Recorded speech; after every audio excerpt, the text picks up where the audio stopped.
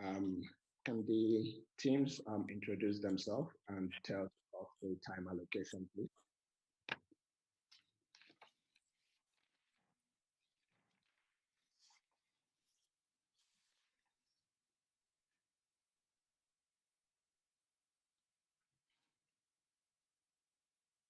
We have the teams introduce themselves and tell the court the time allocation.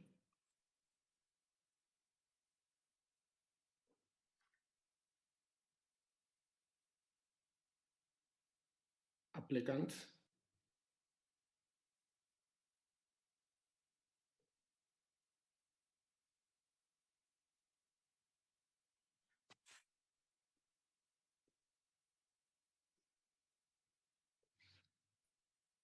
Do we have the teams, please?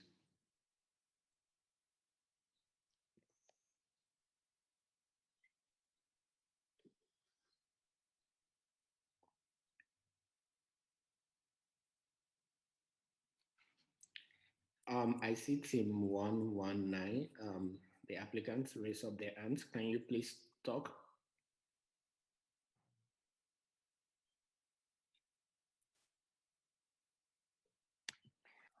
We would like to go first. Okay, thank you. Can you please tell the court your time allocation for your argument? Okay. Chief Justice, your justices. My name is Maserompela, and to my right is my co-counsel Moloko Molele. We will be appearing on behalf of the applicant. I will speak for 10 minutes, and my co-counsel will speak for 8 minutes, and we will reserve 2 minutes for rebuttals. In my presentation, I will be addressing the unconstitutionality of Section 4 of the Schools Code of Conduct, as it violates the learner's rights to privacy and basic education in line with Section 14 and Section 29 of the Constitution, respectively. My co-counsel will further address the violation of the right to freedom of expression, right to assembly, and the children's rights in line with Section 16, Section 17, and Section 28(2) of the Constitution, respectively. Thank you. Thank you, Counsel. You can proceed with your presentation. Okay. If it pleases the court, we want to give the background of this case. Mojondolo Combined School had a new principal, Ms. Koza, who came with a code of conduct, and it led to the suspension of 6 learners. This matter concerns an appeal to the Constitutional Court challenging the suspension of 6 learners. The question before the court is whether or not the applicant's rights to privacy and basic education were violated. To answer this question, we have 3 submissions. The content of the Schools Code of Conduct is unconstitutional, as it violates the learner's rights to privacy in terms of Section 14 of the Constitution. The provision is unconstitutional, as it violates the learner's rights to basic education in line with Section 29 of the Constitution. The conduct of the respondent in suspending the learners fails to qualify within the factors listed in Section 36, which talks about limitations. We submit that the applicant's rights to privacy was indeed violated, as Section 14 of the Constitution clearly states that everyone has the right to privacy, and this includes not having property searched or possession seized. The search of the learners' bags and the seizure of their mobile cell phones is a direct violation of the constitutional provision protecting the right to privacy. We argue that... The right to privacy, yes. Is it an absolute right? Are there no circumstances under which the right to privacy of a citizen can be infringed upon? Can you please repeat that? So I'm saying the right to privacy, is it an absolute right? Are there no circumstances, are there no exceptions to the right to privacy? Not that I'm aware of.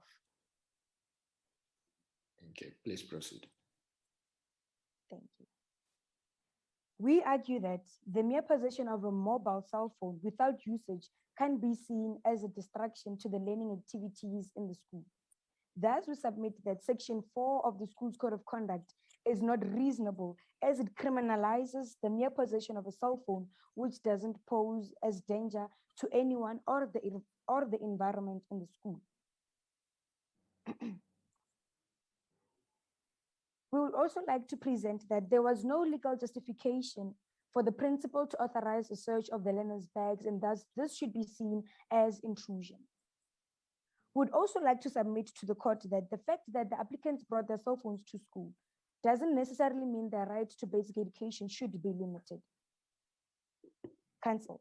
For the applicant, therefore, argues that in line with Section 36 of the Constitution, and also believe that the principles act together with the SGB's decision are unconstitutional with the provision of Chapter 3 of the Constitution, in particular with the provision of Section 14 of the Constitution, Section 29 of the Constitution, respectively. Thus, we say that the respondent has violated the rights to privacy and basic education. If it pleases the court, we have two arguments. I will be addressing the first argument, and my co-counsel will be addressing the second argument. The first issue is whether or not the SGB's decision to suspend the learners violates the rights to basic education in terms of Section 29 of the Constitution, Section 36 of the Constitution, and if Section 4 of the School's Code of Conduct is unconstitutional. It is our strong contention that the application of Section 4 of the School's Code of Conduct is unconstitutional and therefore violated the learners' rights to privacy and basic education in terms of Section 14 and Section 29 of the Constitution. Even though the school has established the Code of Conduct, there was no full participation of all the role players in the process of establishing it. Apart from that, the process must be open and democratic in nature and give opportunity for consultation and negotiation. My lords, my ladies, it must be noticed that in our courts with Antony versus Settlers High School and the MEC of Education of KwaZulu-Natal versus Pillay, and foreign courts such as the American court, which have been considered in terms of Section 39(1)(b) of the Constitution with Tinker versus Desmones. All mentioned cases have constantly interpreted a learner's alleged breach of school rules in terms of causing disruption to the discipline and order of the school. There is no reasonable conclusion that can be drawn that a learner in possession of a cell phone can cause disruption in the school's activities. In addition, there is no evidence that the learners who were suspended were causing disruption in their learning activities in the school's environment. The Code of Conduct. So under Section 36 of the Constitution, the right. Sorry? I'm saying under Section 36. Can you hear me? Yes, I can hear you now. Under Section 36 of the Constitution, the right to education, it looks like the right to education can be limited. So what do you think about that? According to the Constitution, we believe that there is no limitation in the right to basic education, as it states that everyone has the right to basic education, either a child or an adult. So there are no circumstances that should limit a learner or an adult. There are no circumstances that should limit a learner or an adult's right to basic education. Thank you. Please proceed. Thank you. According to South African Schools Act 84 of 1996, Section 8 of the South African Schools Act stimulates that all schools must draw up a code of conduct. Although the principal and educators are responsible for the daily discipline in the school, the SGB has a duty to ensure that the school adopts a constitutional code of conduct. It is our respectful and humble submission that the SGB's decision to suspend the learners violates the right to basic education, for there is no limitation to education in terms of Section 36 of the Constitution, respectively. Referring to the cases between Antony versus the SGB of Settlers High School, case of 2002, paragraph 17, it says, when promoting discipline in the school, there should be punishment which will derive in a positive direction, thus meaning there should be a positive discipline. Taking their right to basic education by suspending them is not considered as a positive discipline, as this can put a hold on their career choices and career future. Juma Masjid talks about the best interest of a child in line with Section 28(2) of the Constitution. The suspension of the learners is not in their best interest, so we thus conclude that Section 4 of the School Code of Conduct is not reasonable. According to the case law of December 2020 between Moko versus acting principal of Melusi Secondary School, the suspension of the learner will put a hold on their career. In this case, between Satau versus Garvers, Mogoeng said that the purpose of limiting a right must be sufficiently important to justify that limitation. Thus, my lords, my ladies, there is no relationship between the limitation of the right and the purpose of the limitation, as the suspension was made just to discipline the learners.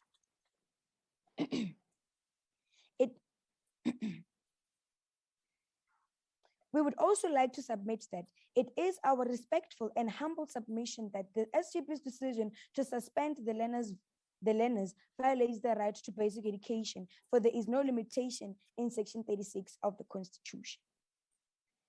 As a council, we believe that the suspension is going to affect, rather impact negatively on the learners, and we all know it too. Aware of this fact, the SGB went on and suspended the learners. It is therefore clear to us that the only thing that matters to the school's leadership is the pass rate, but not the development of the learners. Sorry, Council.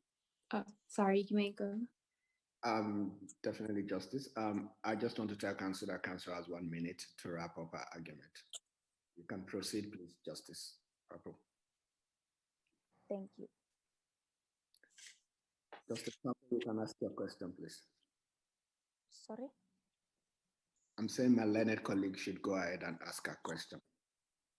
No, I wanted to mention something about the time, but since you've already told her it's okay, she may proceed. Oh, okay. Thank you. I was clearing up like that. So let me just wrap up. As a council, we believe that the suspension is going to affect, rather impact negatively on the learners, and we all know it too. Aware of this fact, the SGB went on and suspended the learners. It is therefore clear to us that the only thing that matters to the school's leadership is the pass rate, but not the development of the learners. If it pleases the court, I will give my core counsel the chance to present her argument. Thank you. May it please the court. The second question which may please the court, my name is Molele Moloko, as my co-counsel has mentioned. The second question which arises is whether the communication of information by the latter's decision to conduct the search, or the manner in which the search was conducted, constituted a breach to the applicant's constitutional right to privacy in terms of Section 14. And so we submit before this court that the respondent did indeed breach the applicant's constitutional right to privacy, which states that everyone has the right to privacy. Therefore, the learner's property should have not been searched and their possessions should have not been seized. My lord, my lady, it all now boils down to Section 9(1) of the Constitution, which states that everyone is equal before the law, and Council, So you said their property should not be searched at all. Is that what you're saying? Yes. So, as students in the institution, are they not subject to certain rules of the institution? Should they not be okay for the authorities of the institution to search their bags? They should have not searched their properties without their permissions first, because they just called out a search and it was implemented and with immediate effect without asking for their consent or their parents' concern. So your grouse is they did not seek the consent of the students before searching their properties. Yes. Okay, let's proceed. The right to equity was dreadfully violated by their school when they called out an arrest to a minor 17-year-old learner at their respective school based on assumptions and accusations that they were the ones that banned the school properties and the trash cans. Section 4 of the Code of Conduct states that, in subsection 1 states that the school must be aimed at establishing a disciplined and purposeful school environment dedicated to the improvement and maintenance of the quality of the learning process. The school didn't follow a proper procedure in suspending the learners, and so is the governing body of the school, which is the legitimate structure of the school, and they suspended the learners without hearing their side of the story.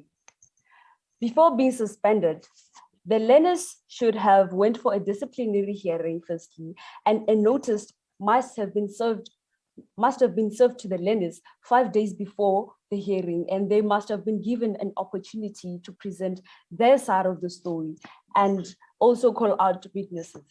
Therefore, we argue that the learners should have not been suspended immediately, as it is a misconduct, no matter how big the matter might have been. In summation of our arguments, counsel for the applicant has established that the SDB's decision to suspend the learners violates their right to basic education in terms of section 29(1), and also established that section 4 of the school's code of conduct is unconstitutional. In the premises, we pray before this honorable court to grant an order declaring the following. The counsel of the applicant respectfully requests that may this honorable court not only strike out section 4 of the school's code of conduct, but to also make an order that the search and seizures were unlawful. And to also, and together with the principal and the SGB, to declare that they were also acting unconstitutional. And secondly, we would like this honorable court to rule out that the suspensions were unfair and cannot be subjected to section 36, since the suspensions was not based on the law of general application. Submit for applicant. May it please the Lord. Counsel for the applicant, just before you go, so you said that this court should strike out the school code of conduct. That's one of your prayers, right? Mm-hmm. Do you, on what basis does this court have the power to strike out the school code of conduct? Because it looks to me as if it's just a private decision of an institution. It is not a private, I don't know, it is not a proper private, it was not done privately, if I may say. And I believe that this court has the power to strike out section 4 because it violates the learner's right to privacy, and the provision is unconstitutional, as it also violates the learner's right to the basic right of education in terms of section 8. And the conduct of the respondent in suspending the learners fails to qualify within the factors listed in section 36, where it talks about limitations. And it does not at all establish the disciplined and purposeful school environment it is supposed to yes. Okay, thank you, Councillor. Well, You still have 2 more minutes. I wonder if any of my judges have any question.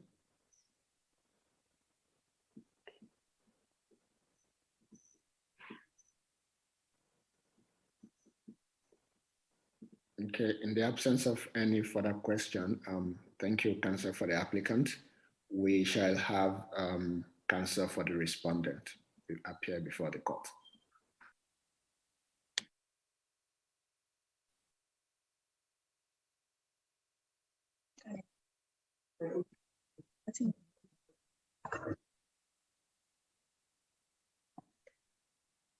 As it pleases the court's justices, my name is Ketutula Mazibugo. I am a legal representative of our client, the respondent. My co-counsel is Bongiwe Shabangu. I will utilize 12 minutes for my presentation, and she will also use 10 minutes for her presentation. Justices, I hope you will allow me to state this categorically clearly that Section 4 of the School's Code of Conduct is constitutional. Section 4 of the Code of Conduct provides that the use of cell phones, whether on or off, by learners on school premises shall at all times be prohibited. There is nothing ambiguous in this act. It is our argument that the applicants deliberately transgressed this clause by bringing their cell phones to school. The applicant's counsel argues that Section 4 of the Code of Conduct violates their client's right to privacy as contemplated in terms of Section 14 of the Constitution, Act 108 of 1996. Section 36 subsection 1 states that the rights in the Bill of Rights may be limited only in terms of law of general application. Paragraph B shows the importance of such limitation as it provides that such limitation is invoked in consideration of the importance of the purpose of Section 4 of the Code of Conduct. It is against this background that the applicant's rights to privacy had been deprived as a result of the importance of Section 4 of the Code of Conduct. The Code of Conduct aims to ensure that learners attend classes free from any disturbance that may be caused by cell phones. Section 8, subsection 2 of the South African Schools Act, Act 84 of 1996, provides that a school code of conduct must be aimed at establishing a disciplined, purposeful school environment, dedicated at improving and maintaining the quality in the learning processes. Section 4 of the Code of Conduct does purport for the confiscation of cell phone because learners would concentrate on their cell phones instead of paying attention to class, making it very difficult for educators to teach. Section 4 is then attempting to provide solution to such circumstances. Section 8 subsection 1 stipulates that a governing body of a public school must adopt a code of conduct for learners. It is against this provision that the respondent developed a code of conduct with Section 4 insert addressing the question of discipline within the school. In the case of MEC for Education, KwaZulu-Natal and others, versus Pillay 2008, Volume 1, South African Law Report, page 474, held at the Constitutional Court. At paragraph 100, the Constitutional Court held at paragraph 100 that, and I quote, "Rules are important to education. Not only do they promote an important sense of discipline, they prepare them for the real world, which contains even more rules than the schoolyard." The court further went on and said, and I quote, "The school argued that this should count against Ms. Pillay in the determination of whether the application was unfair. However, in this case before us, this court should consider that rules teaches learners morals that they can use in the world ahead. Section 4 of the Code of Conduct would better be construed as having a purpose to protect the learning processes for all learners and teachers during classes. This argument supports this view where discipline, like in any other institution, should be. The applicant argues that Section 4 of the School's Code of Conduct violates their rights to basic education in terms of Section 29 of the Constitution, Act 108 of 1996. Justices, such line of argument is incorrect. Section 4 of the Code of Conduct implies to deliver education in a disciplined way. If Section 4 of the Code of Conduct would be considered unconstitutional, education in Mjondolo Combined School would be partially delivered.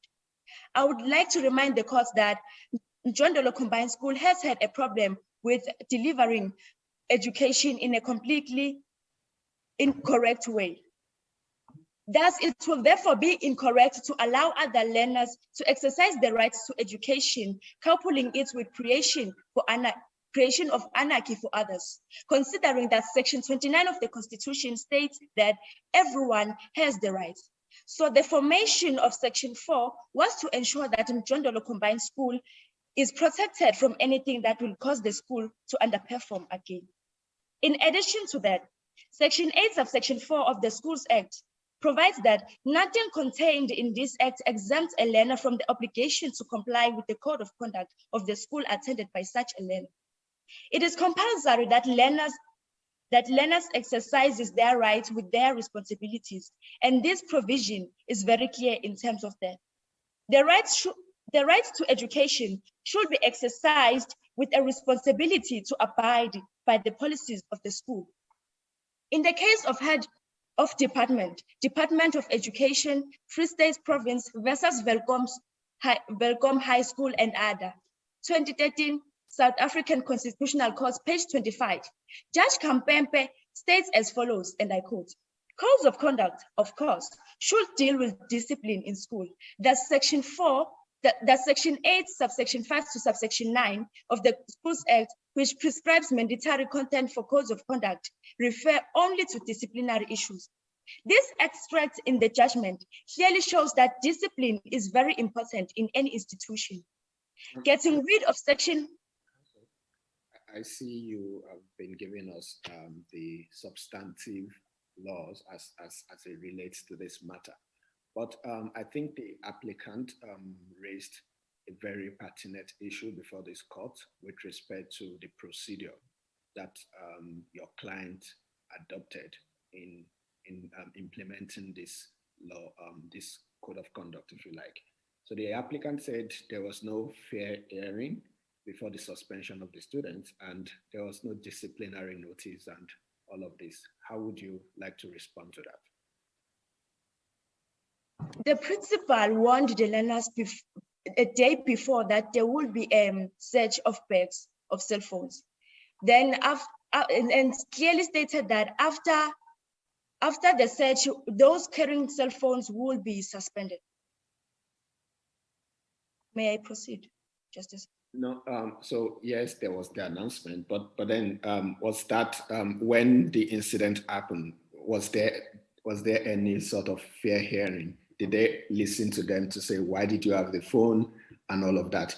That was the instruction. What you said was the instruction. But now the applicants are saying that when the incident happened, there was no fair hearing on the part of the institution before suspending the student. That's my concern.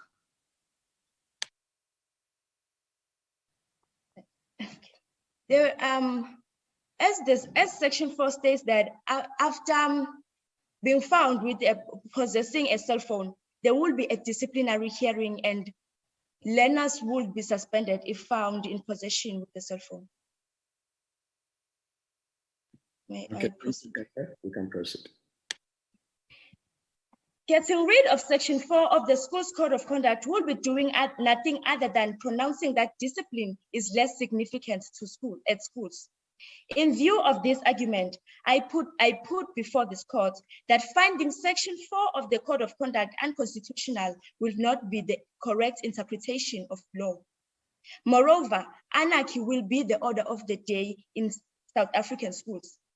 Justices, I contend that my client did not violate the right to peaceful assembly in terms of Section 7 of the Constitution. It will be vital that I reference Section 17 of the Constitution in full. Section 17 provides that, and I quote, "Everyone has the rights peaceful and unarmed, to assemble, to demonstrate, to picket, and to present petitions. I would therefore like to draw the attention of the court to the word peacefully. The question to be asked now is, was it peaceful when the applicants demonstrated by blocking the roads with barricades which led to confrontation with road users?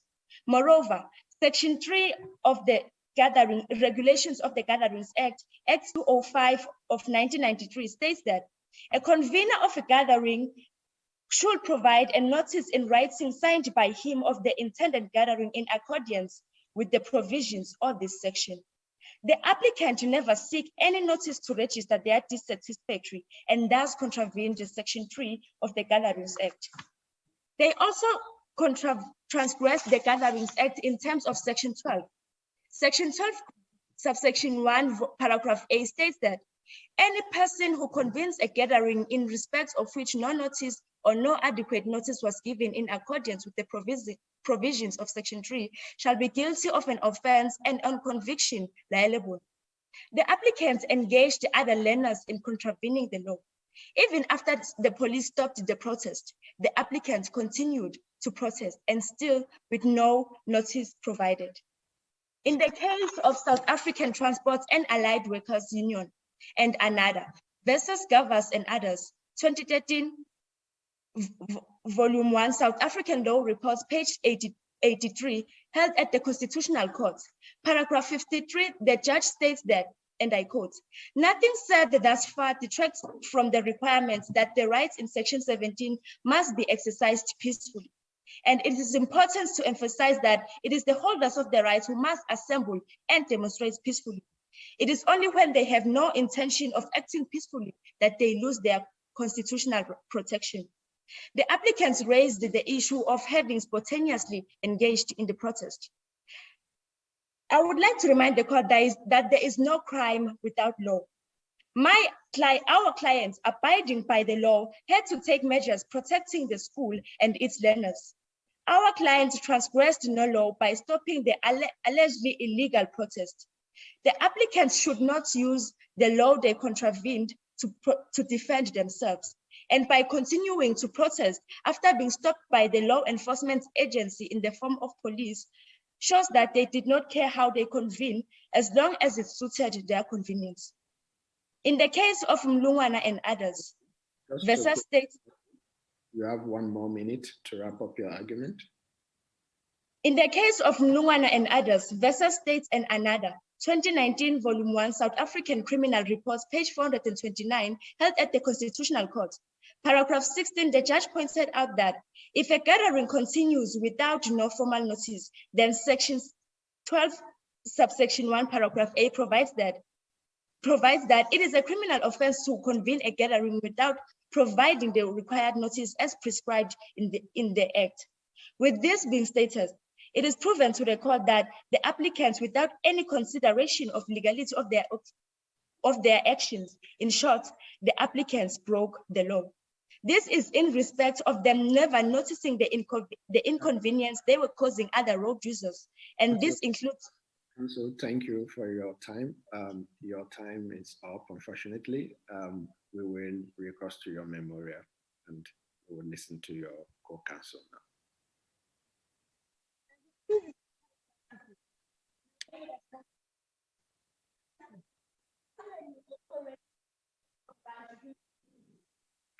Counsel to the respondent, I think we are struggling to hear you.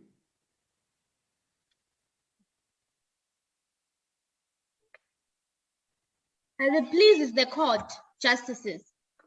My name is Bongiwe Shabang. Justices, the applicant may also raise the issue of their right to human dignity, stipulated in terms of Section 10 of the Constitution, Act 108 of 1996. The applicant were correctly detained. They protested and barricaded the road, causing conflicts with motorists passing by. Secondly, they engaged into a protest without a notice to do so. It is against this background that they were detained. Their right to human dignity in terms of Section 10 of the Constitution could still be limited in terms of Section 36, Subsection 1 of the Constitution, which states that the rights in the Bill of Rights may be limited in terms of law of general application. In this case, the applicant transgressed section 12, subsection 1, paragraph A of the Regulations of Gatherings Act, Act Council- 205. Council, I would just want to say, you are talking about the right to dignity of the applicant, right? Yes. And you spoke about, you referred this court to the provision of Section 36 of the Constitution. But in terms of limitation, the limitation is supposed to be based on human dignity. That is the wording of Section 36 of the Constitution. Now, don't you think it's a bit problematic here that you want to use that same section to limit the right to human dignity of the applicant?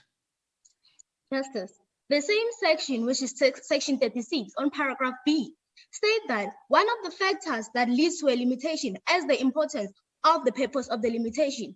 And at this instance, the purpose of the limitation is very important so that we can be able to protect other learners within the school premises and to also promote discipline. So the limitation was necessary and needed. Thank you, Councillor. You can proceed. The purpose of the limitation in this case, as I have said, is to ensure the safety of all learners within the school premises and to promote discipline. In the case of A versus governing body, the St. Clair High School and others, 2002, South Africa, Western Cape High Court, on page 4. At paragraph 17, the court held that, and I quote, the question should be asked in this regard whether or not the prohibition is aimed at promoting positive discipline and whether or not non-compliance therewith justify punishment or some other form of sanction. This requires a spirit of mutual respect, reconciliation, and tolerance, close quote. By suspending the applicant, the respondent is promoting this positive discipline, sending out a message that they prioritize discipline in the school, preventing history from repeating itself. Council, you know you are before the Constitutional Court, right? Yes. So why should we consider the decision of the Cape Town High Court? What does it matter to us as the Constitutional Court? Why should it matter? Is it binding on this court? Is it of any relevance to this court as the highest? It is of relevance to the case we are presenting here. But does this court have an obligation to consider it? Yes, it does. As it is very, very relevant and it actually relates to the case that we are presenting. Okay, thank you, Councillor. You can proceed. Yes. The respondent is merely attending the need to achieve a culture of reconciliation, teaching, learning, and mutual respect, and the establishment of a culture of tolerance and peace in their school. The school governing body is charged with the responsibility to look after every child's best interest. The applicant may argue that the respondent had violated section 28, subsection 2 of the Constitution, when in actual fact, it is the same section the respondent is trying to protect. It is the duty of the SGP to ensure that every decision they take into consideration not only the learners facing the matter, but every other learner present within the school premises. To also consider every child's interest as one of paramount importance. The Children's Act, Act 38 of 2005, provides in terms of section 2 that the object of this act includes, among others, at paragraph F, to protect children from discrimination, exploitation, and any other physical, emotional, or moral harm or hazards. The respondent in this case, by introducing section 4 of the Code of Conduct, are only protecting all the children in Mjondolo Combined School, including the applicant. They are protecting them from the emotional harm that comes with failing due to the lack of focus on their schoolwork, but more focus on their phones. In the case of Organisasi van Godsdienste, NREC, and Democracy versus Lyra School and others, 2007, volume 6, South African Law Report on page 129. At paragraph 9, the poet pointed out, and I quote, "Neither the Constitution nor the Schools Act confers on a public school or the school governing body the right to adopt the ethos of one single religion to the exclusion of the others." With that being said, justices, and looking at the nature of this court, I would like to put it to this court that also neither the Constitution nor the Schools Act confers on a public school or the school governing body to adopt the code of conduct for the applicant to the exclusion of the other learners. In view of the argument we have presented before this court, it will be appropriate for the court to uphold the decision of the High Court. The court should find the applicant's behavior to be irresponsible, harmful, and of bad influence to the expected behavioral patterns of other learners. Section 4 of the School's Code of Conduct must not be found unconstitutional, and that it is not in violation of Section 14 and 29 of the Constitution. Section 4 of the Code of Conduct is only regulating behavior that will display discipline amongst all learners within the school. We also urge this court to uphold the decision of the respondent to suspend the applicant, and that it does not violate the learner's rights to freedom of assembly envisaged in Section 17 of the Constitution, Act 108 of 1990. Having presented these justices, this is where I raise my case. Thank you very much, counsel, for the respondent. We will have the counsel for the applicant to address this court on issues that the respondent have raised within 2 minutes for their rebuttal.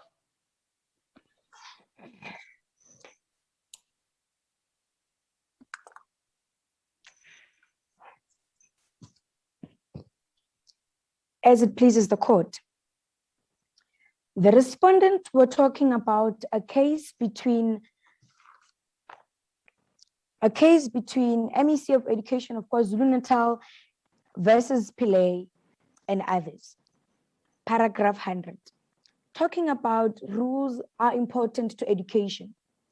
We agree that rules are important to education, but we have to bear in mind that with rules, we have to make sure that the rules that we implement as a school should derive children to a positive way, to give them courage to attend school every day.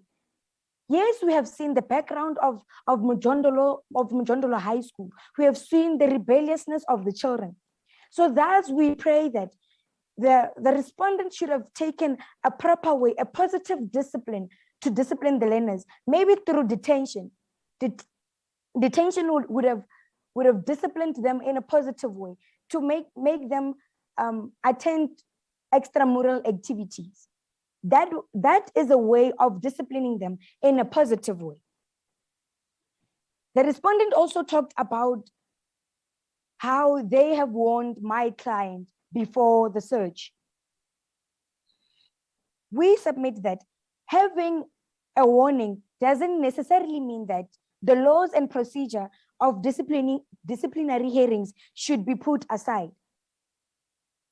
Counsel for the respondent, there was no caution or warnings of searching the learner's property the day before the suspension of Mr. Cele. Thus, we're looking back at the facts that immediately after finding Mr. Cele's phone, they immediately suspended him. The primary distinction in the act is that a demonstration involves much than one but fewer than 15 people and does not require notice.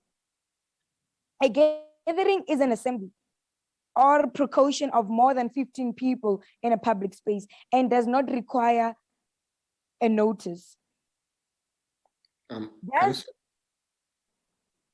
Your time is, please wrap up your argument in 10 seconds. Okay. What we are trying to submit to the court is that the Section 4 of the School's Code of Conduct should be amended in a constitutional way that will derive the learners to a positive way, which will encourage them to attend school on a daily basis, but not limit their right to basic education. We submit that there is no evidence that the learners were found. So your 10 seconds is up, and we will refer to your memorials. Thank you. Thank you very much, Counsel, for the applicant and for the respondent. I would ask my co-judges if you want to give feedback to our learned counsel that have appeared before this court. Can I start with Justice Papo? Well, I should start off by saying congratulations for entering into this competition, and your enthusiasm is quite great. First, for the applicant, when you were asked about whether a right in the Constitution is absolute, it's not absolute. So I just wanted to point that out. But you guys spoke quite eloquently and you were not nervous, and I appreciated that. And yeah, it was a really good effort on both your sides. Thank you very much, Justice Papo. Justice Nyako?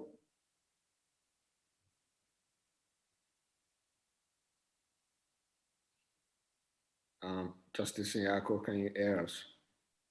Yes, no, I can hear you. Can you hear me? Yes, I can. Yes, no, I agree with the comments of Justice Papo. It was a very good round. I like the fact that you maintained your composure and was not frazzled by questions. I think that perhaps it's okay to elaborate further when asked a question, and if you don't know the answer, well, maybe a yes or no would be a simple answer to give. But generally, I think I appreciated the fact that your arguments were backed by authority, especially the respondent. You argued usually backing your argument with authority, and I'm hoping that we'll see more such good performances going forward. Over to you. Thank you very much, Justice Nyako. I would join my two other colleagues that have spoken before me to congratulate both teams for very good presentation before this court. And I think my colleagues have said all that have to be said. And maybe I would just say for the applicant, I think you should also try as much as possible to improve on your use of decisions and authorities when you make your case, just like Justice Nyako have said. But otherwise, it's been a very wonderful presentation. Congratulations once again. And the court will adjourn now for its decision. Thank you. Back to the host.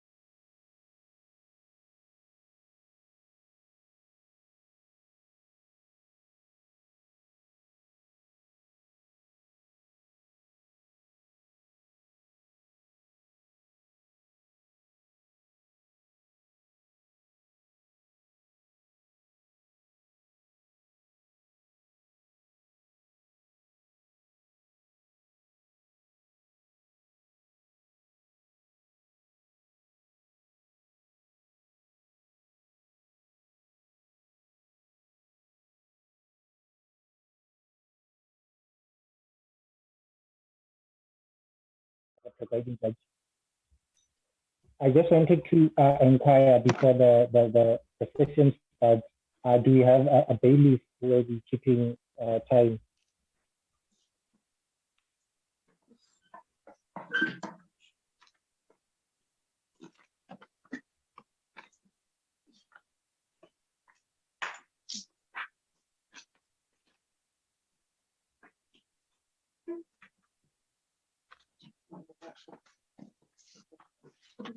I'm just here to observe, by the way, but maybe just to answer your question, I asked earlier in the briefing session, and Sim did tell me that there are no bailiffs due to admin and technical challenges. So the presiding judge acts as a bailiff. So you can ask one of the judges to assist you with that. And yeah.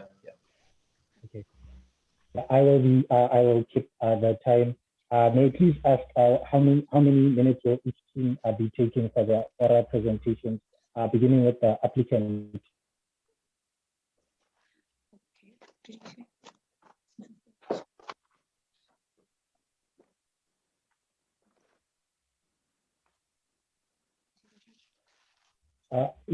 May applicant please indicate how much time they will be using for their presentation, and if any, how much time will they be using for the rebuttals? Oh, okay. My justices will be using 12 minutes and my co-counsel. I'll be using 12 minutes and my co-counsel will use 7 minutes, and we'll reserve 1 minute for rebuttal. Thank you. Your co-counsel will be speaking for how many minutes? 7 minutes. 7 minutes. Okay, thank you, counsel. And respondent? I will be addressing the court for 10 minutes and my co-counsel for 9. And how many minutes do you reserve for rebuttal? Only 1? There is no rebuttal for the respondent. There is no rebuttal. Okay, thank you. Let me see. If there is, I think that we can begin the session by having first counsel on behalf of the applicant making their submission. My justices, my name is Boyusisi, and together with my co-counsel Murabedi Andisa, we appear before this honorable court on behalf of the applicants. As I said before, I'll be speaking for 12 minutes and my co-counsel will speak for 7 minutes, and we will reserve 1 minute for rebuttal. We intend to present to this honorable court 2 submissions with an alternative third submission, in which I'll present the first and the second, which is the alternative submission, and my co-counsel the third. Our submissions before this honorable court are as follows. The applicants submit that Section 4 of the School's Code of Conduct is unconstitutional and it violates the learner's rights to privacy and basic education in terms of Section 14 and Section 29 of the Constitution, respectively. Alternatively, we submit that the code should be struck out as it is not a rule of general application and it is applied arbitrarily by the school. Furthermore, the applicants submit that the SGB's decision to suspend the applicants is unconstitutional and it violates the learner's rights to peaceful assembly in terms of Section 17 of the Constitution. Our first submission regarding the unconstitutionality of the school's code of conduct in relation with its infringement to the learner's right to privacy and basic education is as follows. Section 4 of the school's code of conduct states that, and I quote, the use of cell phones, whether on or off on school premises, shall at all times be prohibited. Any learner that is found in possession of a cell phone shall have that phone confiscated and may be suspended.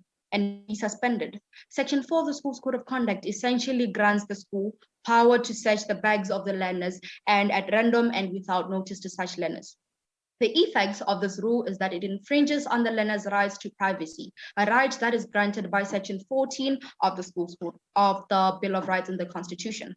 Section 14 of the Constitution states that, and I quote, everyone has the right to privacy, which includes the right not to have their personal home searched, their property searched, their possessions searched, or the privacy of their communications infringed. And we submit that the search of the bags of the learners and the confiscation of their cell phone was a violation to their right to privacy. Privacy is a right that becomes more intense the closer it moves to the intimate personal sphere of the life of human beings. Cell phones have increasingly become more central to human lives. They contain calendars that plan our days, apps that are capable of sharing sensitive information such as banking information, personal texts, apps that track fertility and other sexual reproductive details of the user. Losing a cell phone, or worse, having it confiscated, takes away the owner's access to all of this. It takes away from the owner's autonomy and arguably their dignity as well, a value granted to everyone by our constitution. A rule such as this one that infringes on autonomy, human dignity, and the right to privacy as well is surely unconstitutional. My justices would like to remind this honorable court of Section 28, Subsection 2 of the Constitution, which clearly informs us that a child's best interest of paramount importance in every matter concerning the child. And as well, all these applicants are all below the age of 18 years. And Subsection 3 states that a child refers to a person who is under the age of 18. My justices, we saw how when these applicants were found in possession of a cell phone, they were immediately suspended for the rest of the year. Not only does this violate their right to basic education in terms of Section 29 of the Constitution, which states that everyone has the right to basic education, which includes the right to adult basic education, but it infringes upon Section 9, Subsection 1, Paragraph A of the South African Schools Act, which states that, subject to this act and any applicable provincial law, the governing body of a school may, after a fair hearing, suspend a learner as a correctional measure for a period not longer than 1 week. My justices, we submit that the suspension is extreme. If I may ask a question, just to take you back to the first submission that you made with regards to the right to privacy. You did make a submission that the learners are entitled to their right to privacy. But what about the limitations to this right? Doesn't the Constitution, Section 36 in particular, state that any right, the right in the Constitution may be limited if that limitation is justifiable? Would you not think that the limit a reasonable and justifiable limitation to the right of privacy? My justices, I would like to remind this court that I said my second submission would be that of the rule of general application. But summarily to answer that is that Section 36 can be limited considering 5 factors, which is the nature of the right, the importance of the purpose of the limitation, the nature and extent of the limitation, the relation between the limitation and its purpose, and less restrictive means to achieve purpose. My justices, I'll be dealing with that second submission shortly. To conclude that of basic education, we submit that this suspension is extreme and unreasonable for the following reasons. As we are moving to our second submission, which is that of the rule of general application, the right granted in the Bill of Rights are of course not absolute. They are limited by Section 36 of the Constitution, otherwise known as the limitation clause, which states that the rights in the Bill of Rights may be limited only in terms of law of general application to the extent that the limitation is reasonable and justifiable based on human dignity, equality, and freedom. Being that the school seized the cell phones following a rule, and it being true that all the rights in the Bill of Rights may be limited, it is also true that the right that limits these rights should be that of a general application. When the code was first applied in Jondolo Combined School, the school ordered a disciplinary hearing to take place following the discovery of a cell phone on Swisotele. Such disciplinary hearing led or resulted in the suspension of the learner. With the applicant, however, my justices, no such hearing was held before they were summarily suspended for the remainder of the school year. The rule was in this way not applied generally. The question should be asked, my justices, that whether the limitation of the right to privacy by the school's code of conduct passes the limitation clause. Firstly, the nature of the right. The nature of the right that is being limited by this rule is a right that is directly linked to human dignity and autonomy. Secondly, the importance of the purpose of the limitation. The purpose of the limitation on the right to privacy is to enforce discipline in the school.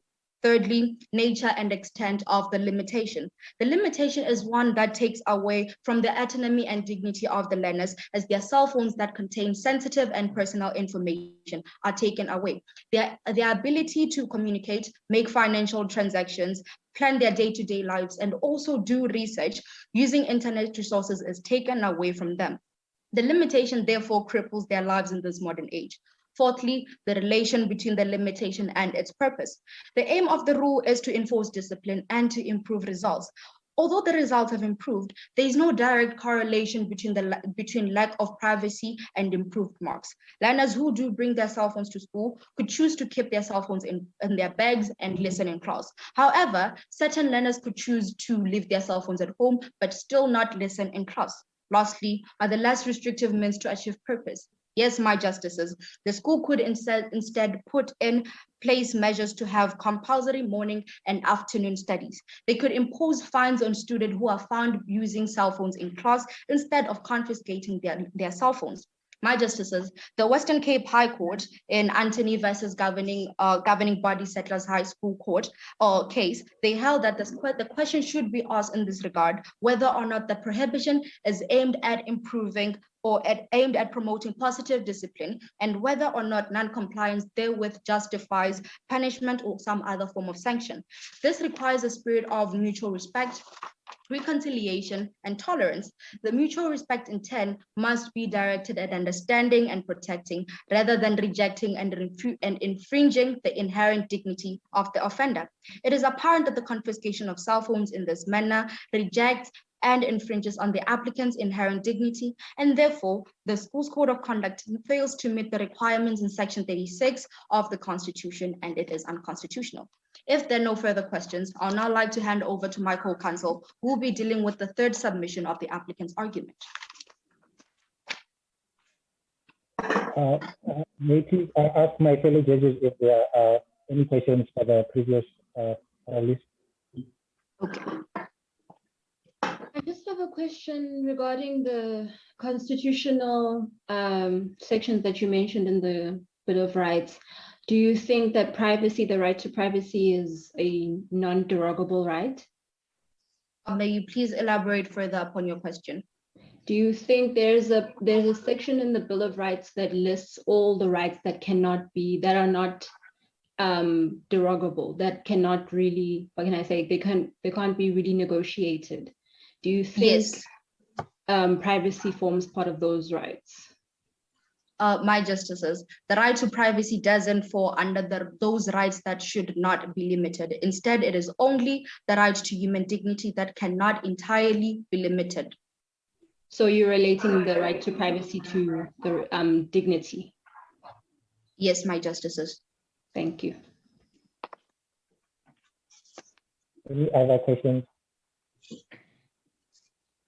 None from my side. Okay, thank you. If there aren't any other questions, second counsel on behalf of the applicant can make their presentation. And just to notify the counsels, the first counsel took 9 minutes of their submission. And so the second speaker can add more time to their submission, as the first speaker did not take up the time that they indicated that they would take. I just wanted to make that statement. And the second counsel on behalf of the applicant can.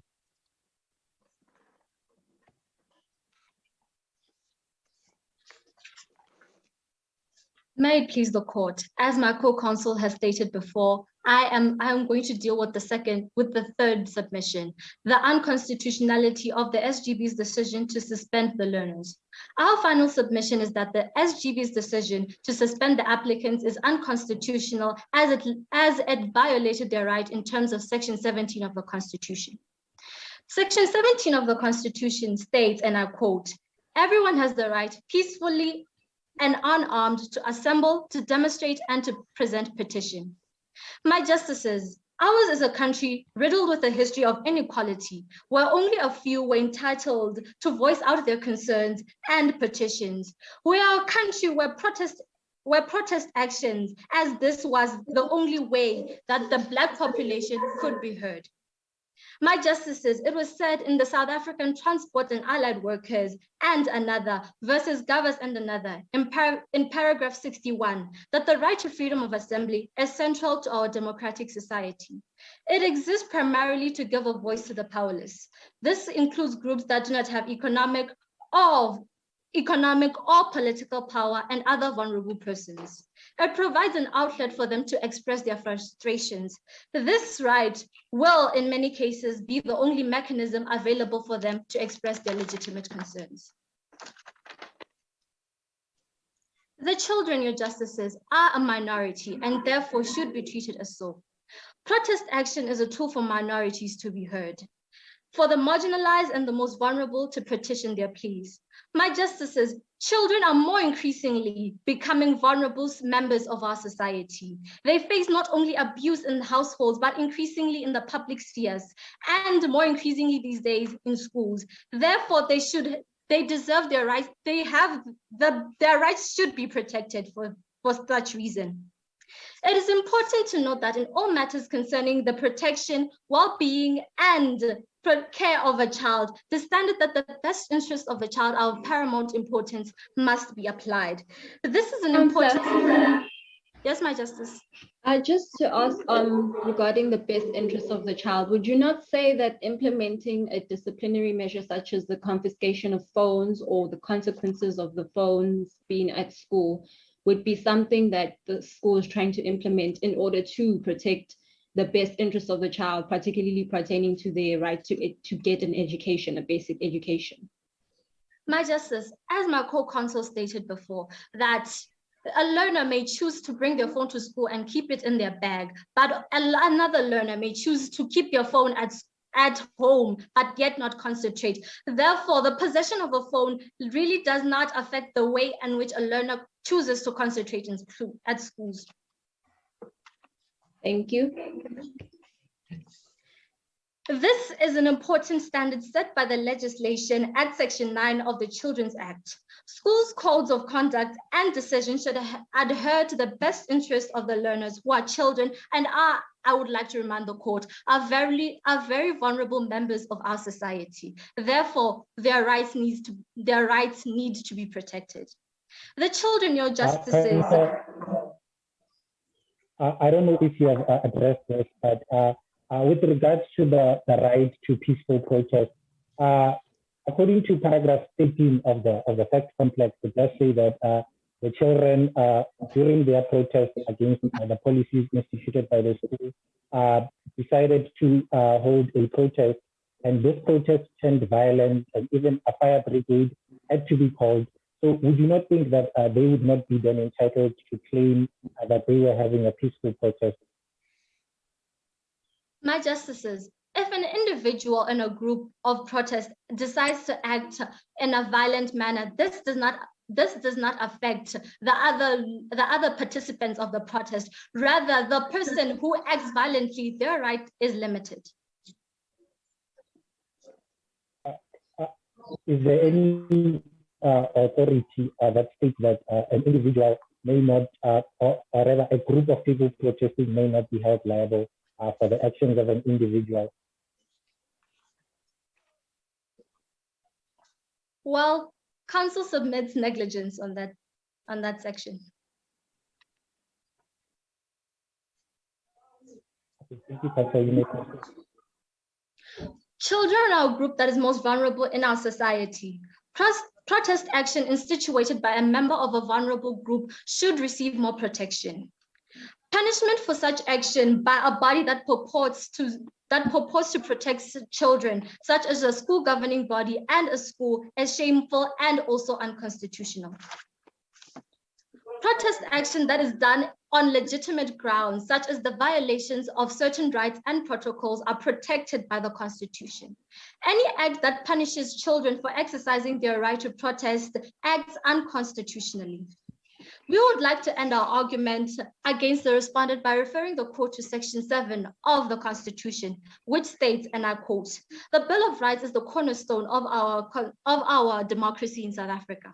It enshrines the rights of all people in our country and affirms the democratic values of human dignity, equality, and freedom. The state must respect as well as promote and fulfill the rights in the Bill of Rights." My justices, if it pleases the court, we would like to give our prayers.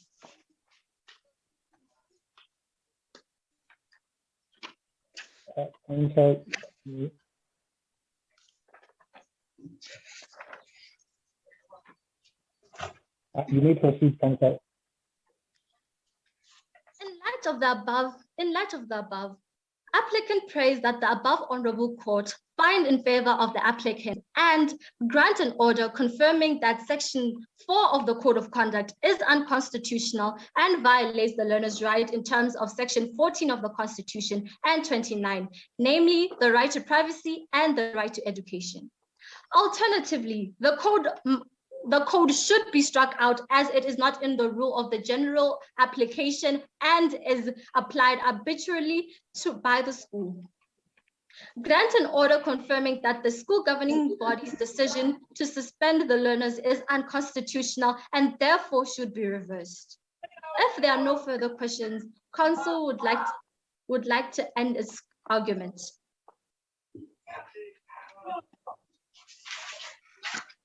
Thank you, Council, for the applicant. If I may ask, do my fellow judges have any questions for the second Council? No, nothing from me. Nothing on my side. Thank you, Justices. If there are no further questions, then we may proceed to the respondent submission, and may the first Council on behalf of the respondent approach the bench. As it pleases the court, I am Tsholofata Malalautani, and to my right is my co-counsel, Mr. Lethabo Dibakwani. Together we appear on behalf of the respondent, and I will be addressing the court for 10 minutes and my co-counsel for 9. I will be dealing with the first and second issue that the applicant has raised, the first being the constitutionality of Section 4 of the School Code of Conduct, and that it does not violate the applicant's right to privacy in terms of Section 14 of the Constitution. And the second being also the constitutionality of Section 4 of the School Code of Conduct, and that it does not violate the applicant's right to basic education in terms of Section 29 of the Constitution. And my co-counsel, Mr. Lethabo Dibakwani, will be addressing the third and final issue, which is the constitutionality of the school governing body's verdict, and that it does not infringe the applicant's right to peaceful assembly as provided by Section 17 of the Constitution. Justices, the applicant has brought forward a declaratory order. The incident before court on this day transpired between two parties, namely the school governing body of Mjondolo Combined School and the 6 learners, that is the applicant. And the second incident, a protest was carried out by the applicant and took place outside of school premises. The question before the court is whether Section 4 of the School Code of Conduct is anti-constitutional and whether it violates the appellant's right to privacy, basic education, and peaceful assembly. Counsel for the respondent submits that the rights have not been infringed, but rather limited as per Section 36 of the Bill of Rights. I would like to begin on issue 1, if it pleases the court. We submit that Section 4 of the School Code of Conduct is constitutional, as Section 8, Subsection 1 of the South African Schools Act provides that, subject to any provincial law, a governing body of a public school must adopt a code of conduct for the learners after a consultation with the learners, parents, and educators of the school. Giving thought to the fact that the school governing body implemented the code of conduct after a consultative process, which means that all the relevant parties were made aware of the rules in it before it was made official. We submit that the code of conduct cannot be deemed unconstitutional for the following reasons. The first one, the SGB were merely carrying out their responsibility as stated in hopes of establishing a disciplined learning environment. And the second one, it confirms the South African Schools Act Constitution, which was established in a democratic South Africa and is consistent with the Constitution. Furthermore, a constitutional code of conduct cannot violate the applicant's right to privacy. And that is why we submit that the right to privacy was not infringed in terms of Section 14 of the Bill of Rights. It was justifiably limited, taking into consideration its nature, the importance of the purpose of the limitation, the relation between the limitation and extent of the limitation, and lastly, less restrictive means to achieve the purpose, as cited by Clause 36 of the Bill of Rights. It is well acknowledged that in most government institutions, the school being an example of such, the right to privacy becomes finite. So a code of conduct that stipulates the confiscation of student cell phones is not unconstitutional. It was important to carry out this limitation, honorable justices, that as we see what disruption the applicant was able to cause using cell phones. It is because of the SGB's ability to foresee the occurrence of such events and prevent them from occurring that by implementing the ban of cell phones. Instead of expelling the students, the school opted for a subtle, less restrictive manner to achieve the purpose, that is a mere suspension. And so, you state that the SGB took a more reasonable manner in punishing or disciplining the students. However, don't you think that it is a violation of their right to education for them to be suspended for a period of a year? As in the fact in Section 6, it does say that Sisokelo was suspended for the rest of the school year. Don't you think that is an unreasonable discipline method used? Are there no other reasonable measures that the school could use to discipline the students rather than suspending them for the rest of the year and prohibiting them from accessing an education? Honorable Justice, the student, if it was not for the student not abiding by the code of conduct, the school wouldn't have had to take such measures. It is stated in the South African Schools Act, Subsection 8, Section 8, Subsection 4, that nothing contained in the Act exempts a learner from the obligation to comply with the code of conduct of the schools attended by such a learner. By suspending the learner for the maximum period, the SGB sets out an example to the other students that they should abide by the code of conduct. If it pleases the court, I would like to proceed. The school saw an immense growth in the 2019 matric pass rate, which increased from 53% to 72%. To maintain and improve that, it was vital for more discipline, which a majority of the learners agreed upon. The school's code of conduct has the learner's best interest at heart, and it offers adequate provision to the learner's needs. It is the SGB's responsibility to ensure that the learning environment is disciplined and to remove anything that poses a threat to such. Before I ponder issue 2, I would like to bring to the attention of this court, of this honorable court, certain loopholes and misconceptions that counsel for the respondent found in the applicant's head of argument. The applicant argued that school bags are, and I quote, searched at random. We submit that this is incorrect because the principal did give a forewarning prior to the day of the search. Secondly, the applicant argued that the use of cell phones at school does not affect the learner's behavior at school. We would like to once again submit that this is incorrect because before Section 4 of the School Code of Conduct was implemented, teachers complained that they found it difficult to teach in certain conditions. Which conditions are those? Learners were using their cell phones in class. Therefore, this is vividly clear that the usage of cell phones in school were indeed a disruption to the learning process. If there are no further questions on the first issue, I would now like to proceed to the second issue in this matter. Just to remind this court, issue 2 deals with the constitutionality of Section 4 of the School Code of Conduct and that it does not violate the applicant's right to basic education. Again, my co-counsel and I argue this in line with, as we've already mentioned, the South African Schools Act, Section 8, Subsection 4, which states that nothing, and I repeat, honorable justices, nothing contained in this act exempts a learner from the obligation to comply with the code of conduct of the schools attended by such a learner.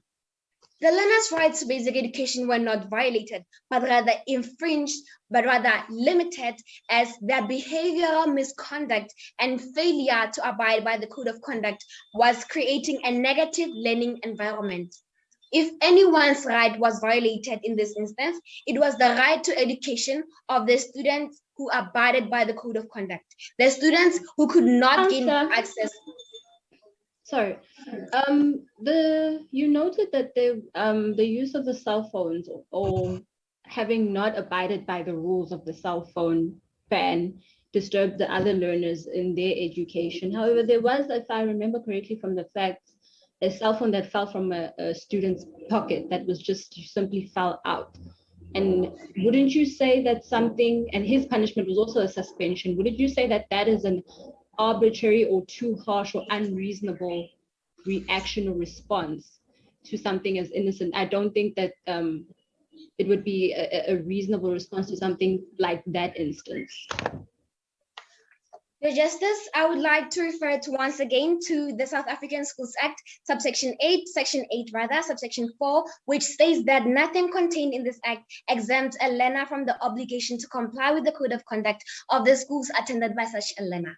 The phone that fell out of Siso's pocket fell after the implementation of the code of conduct, which was implemented after a consultative process, which means all the students knew, all the teachers knew, and most importantly, all the parents knew. We submit that the decision of the SGB to suspend Siso for instance, was not unconstitutional. It was a reasonable measure considering the fact that schools have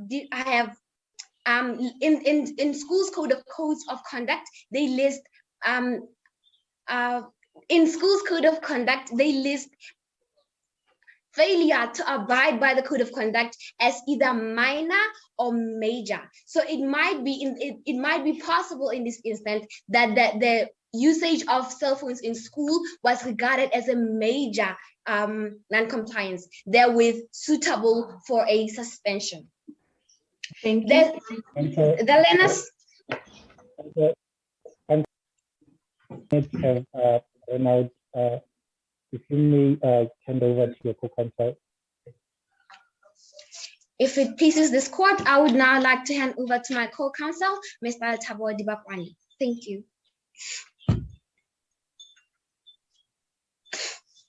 My justices, my co-counsel has just dealt with 2 of the 3 issues that were raised by the applicant. I will now deal and present the 3rd issue in this matter. My justices, the question presented before this honorable court is whether the SGB's decision is not unconstitutional and whether it does not violate the learner's right under Section 17 of the Constitution. Justices, I respectfully bring to this court's attention the fact that the respondent acknowledges and recognizes the appellant's right under Section 17.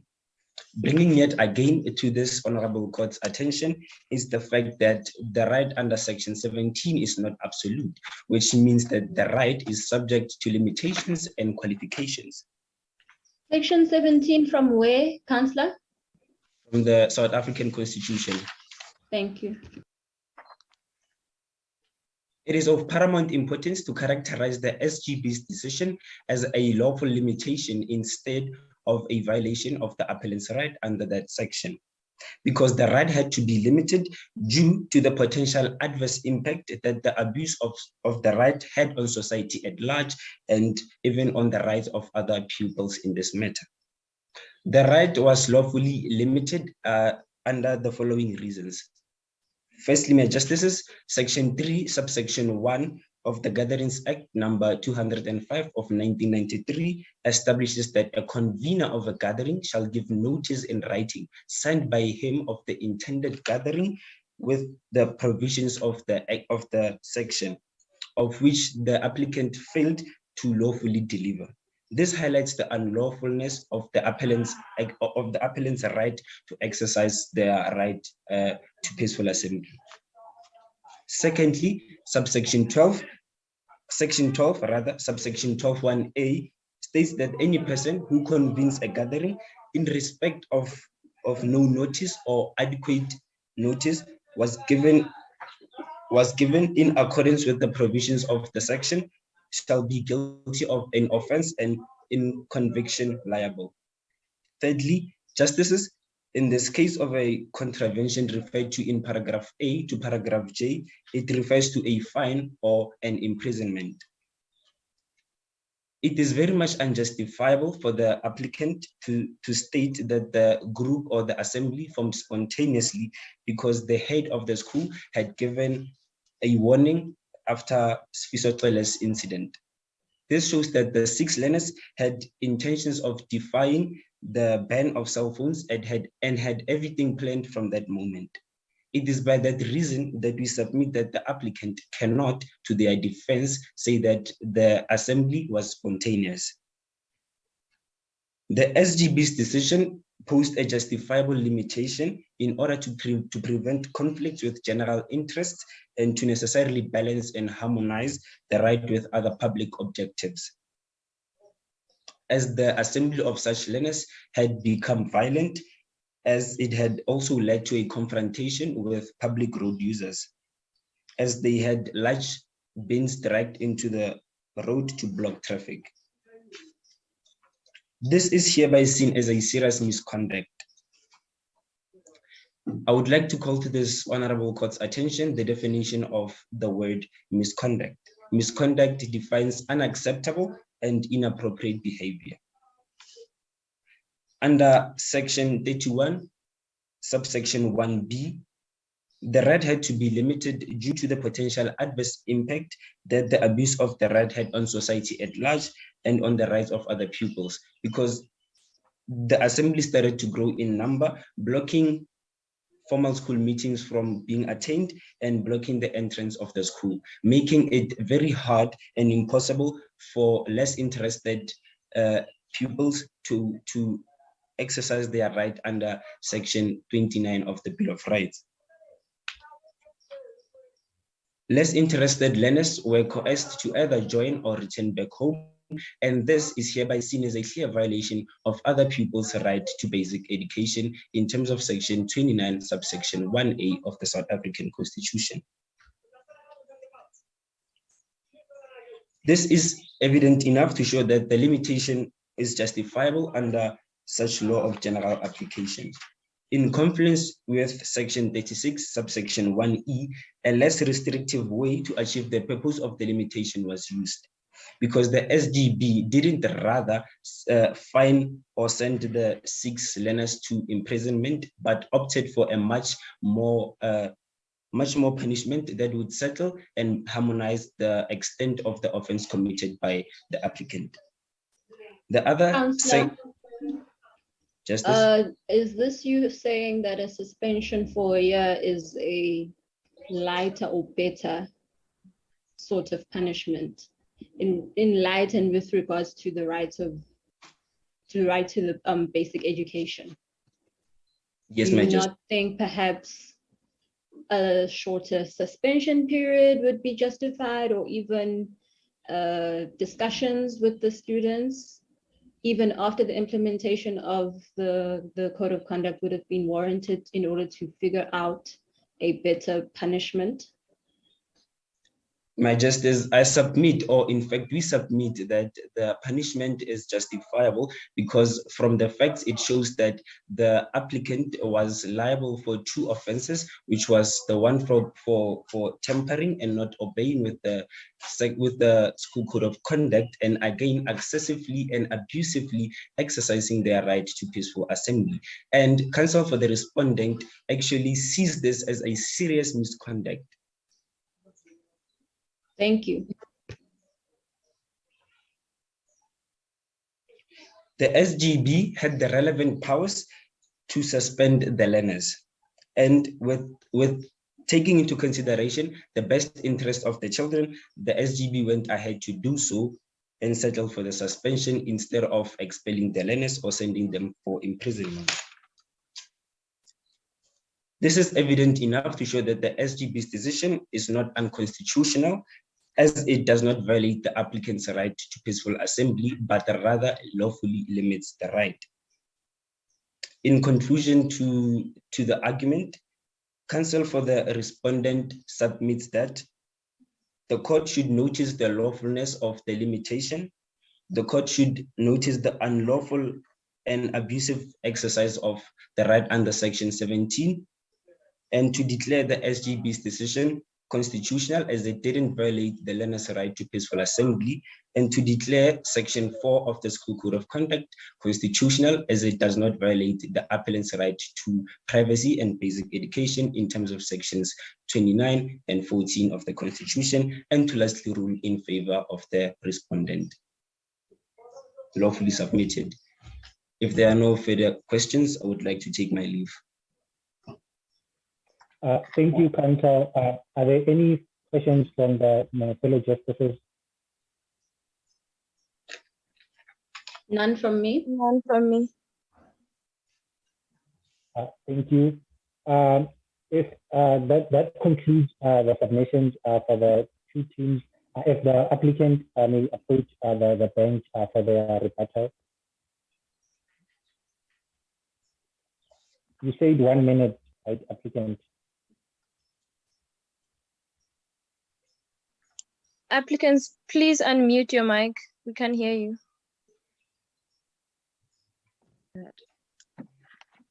Sorry for that. My justices, the counsel for the respondent stated that disruptions of cell phones in the school was the reason for the suspension based upon the history of the school. But my justices, in this case, all these learners were not using cell phones, but instead had them in possession. And the aim of the school's code of conduct was to regulate the use of cell phones in the school to maintain discipline and improve the school's marks. My justices, the confiscation and suspension was not justifiable and not constitutional. Continue.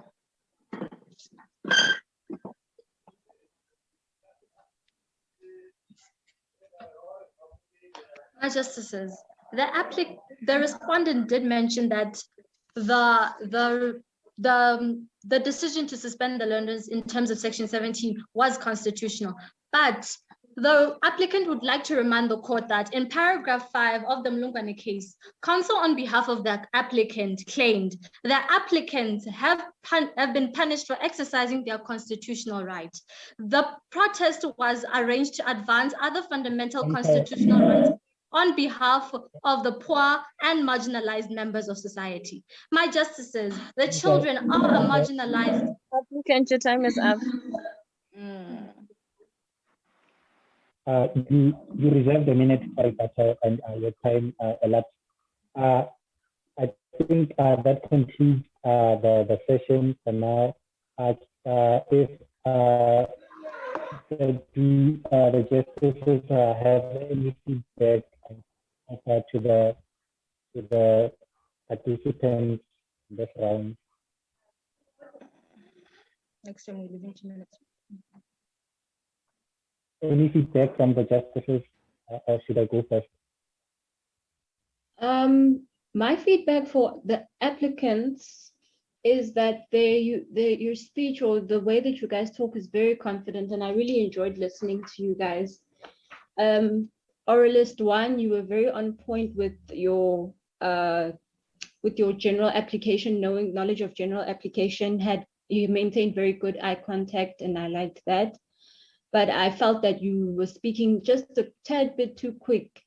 Some things I would miss them, and I really wanted to hear more of your argument in a more, succinct or slower way so that I can just take it in properly. But otherwise, very confident. And oralist 2 from the applicant, also really great at bouncing back at the questions. You didn't lose your step there, and you didn't get anxious. Great control of your voice, and you can think on your feet. Do I need to say for the respondent as well? Or should I wait? Yes. Okay, for the respondents. You can give feedback for both parties. All right, for the respondents, you guys both were also very confident and very good control of your voice. Clear voices as well. But I did detect a little bit of anxiety when you guys heard the questions, which is normal, but otherwise you were able to get back to your points very smoothly. You didn't lose track of what you wanted to say. And I was very satisfied with the way they conducted themselves. Thank you. Thank you. I would like to give feedback for the applicants. They were well prepared, gave good explanations on the facts and incorporation of legislation. And I'd like to agree with what my justice just said now for the first oralist. You speak too quick, and at some point you mentioned that section 36 can be limited instead of saying section 14. You cannot limit section 36. So try to listen to what you're saying. I'm not sure if that makes sense, but yeah, overall, it was good arguments that were given. For the respondents, you did sound a bit nervous, which is, well, a bit expected, but you gave good arguments.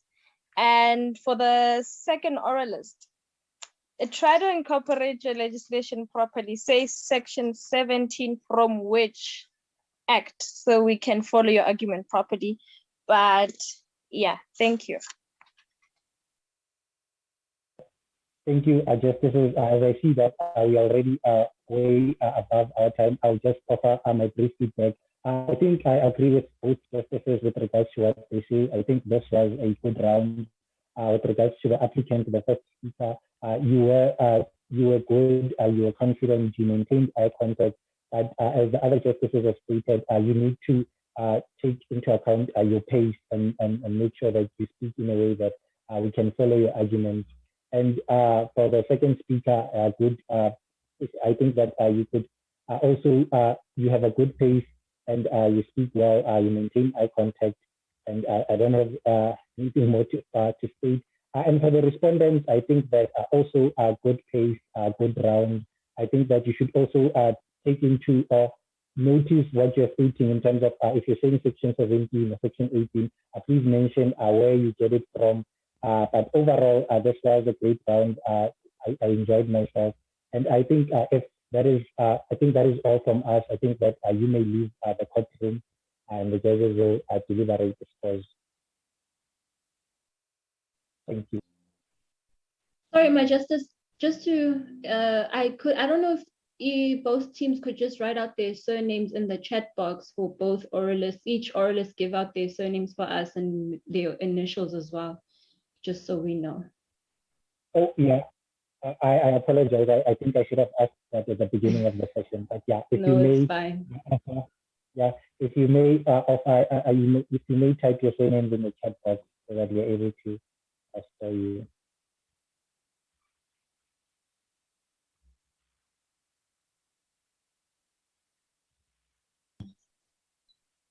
Mhm.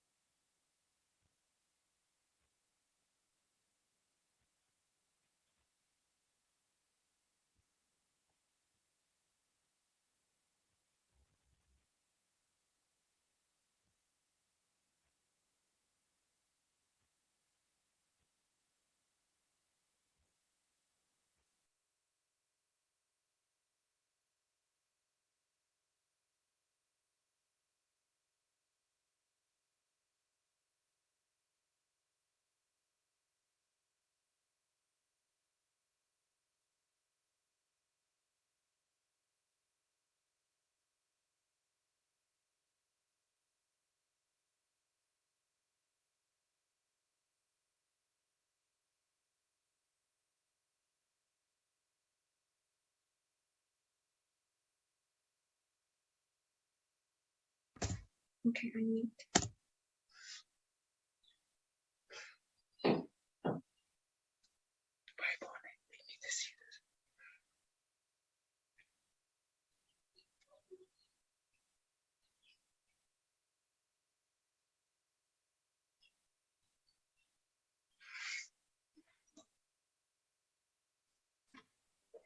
Respondents, could you please indicate which one of you is the first speaker and which one is the second speaker?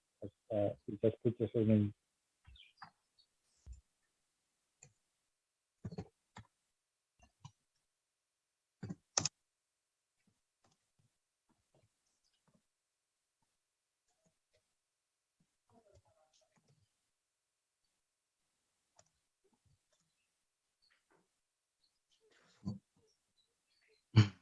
I was the first oralist, Terofatso Malalaotsani. He was the second, Lethabo Dibakwani.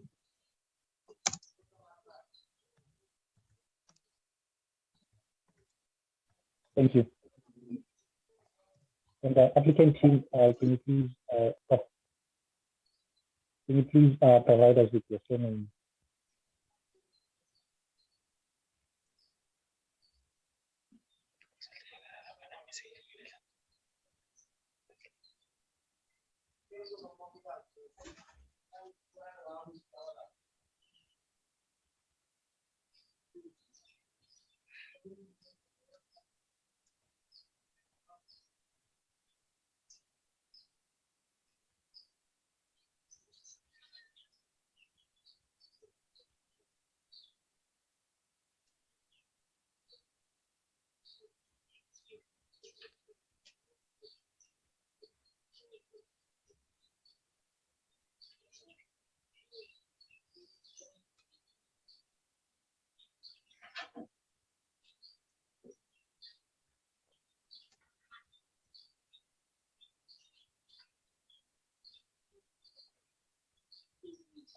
Thank you. I think that both teams have provided their surnames and we can end the round. You may leave the courtroom.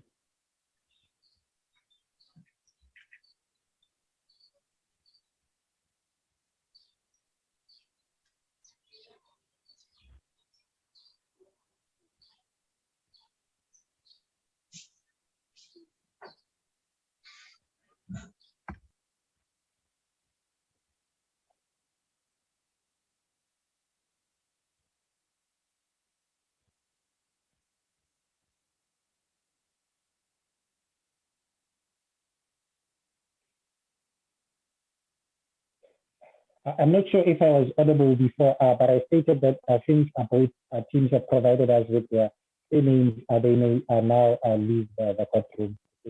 That concludes today's session.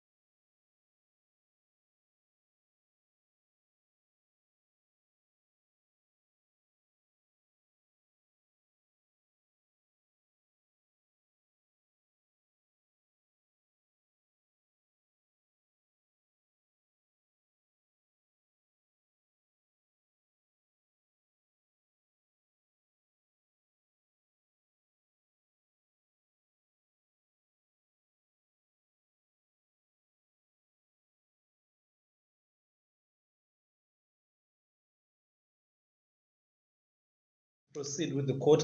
Again, welcome to everyone that has joined us in court C. The participants have already introduced themselves, but I would love my judges to introduce themselves formally. If they can put their videos on, if they can. I'm not so sure if my video was clear enough. But yeah, if we can start with Steve J, please, quickly just introduction, and then Erasmus J, then yeah, we'll start. Yeah, good afternoon, fellow justices and participants. I look forward to hearing your arguments. Thank you very much.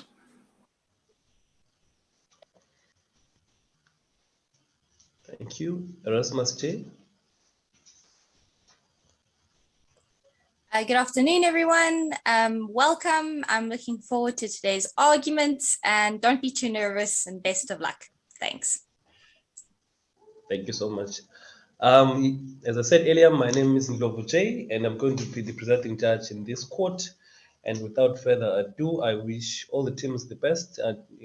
This is a learning experience. You're not here to win per se. Like we said in the morning, everyone is a winner. But do enjoy the process, and we look forward to arguments. Over to the applicants. Sorry, if I may just ask, I may have missed this part. Is it possible for the applicants just to introduce themselves? I'm assuming they're team 115A. Thank you so much, Erasmus J, and apologies. They had already done so, but I think it will be fine. Again, I mean, I think for fairness purposes that they introduce themselves to the court, especially that you were not yet in. Team 115, counsels for the applicants, please, quickly, and you introduce yourselves, and you then address the court. We'll allow the respondent to do so when they are about to submit to make their submissions. Thanks.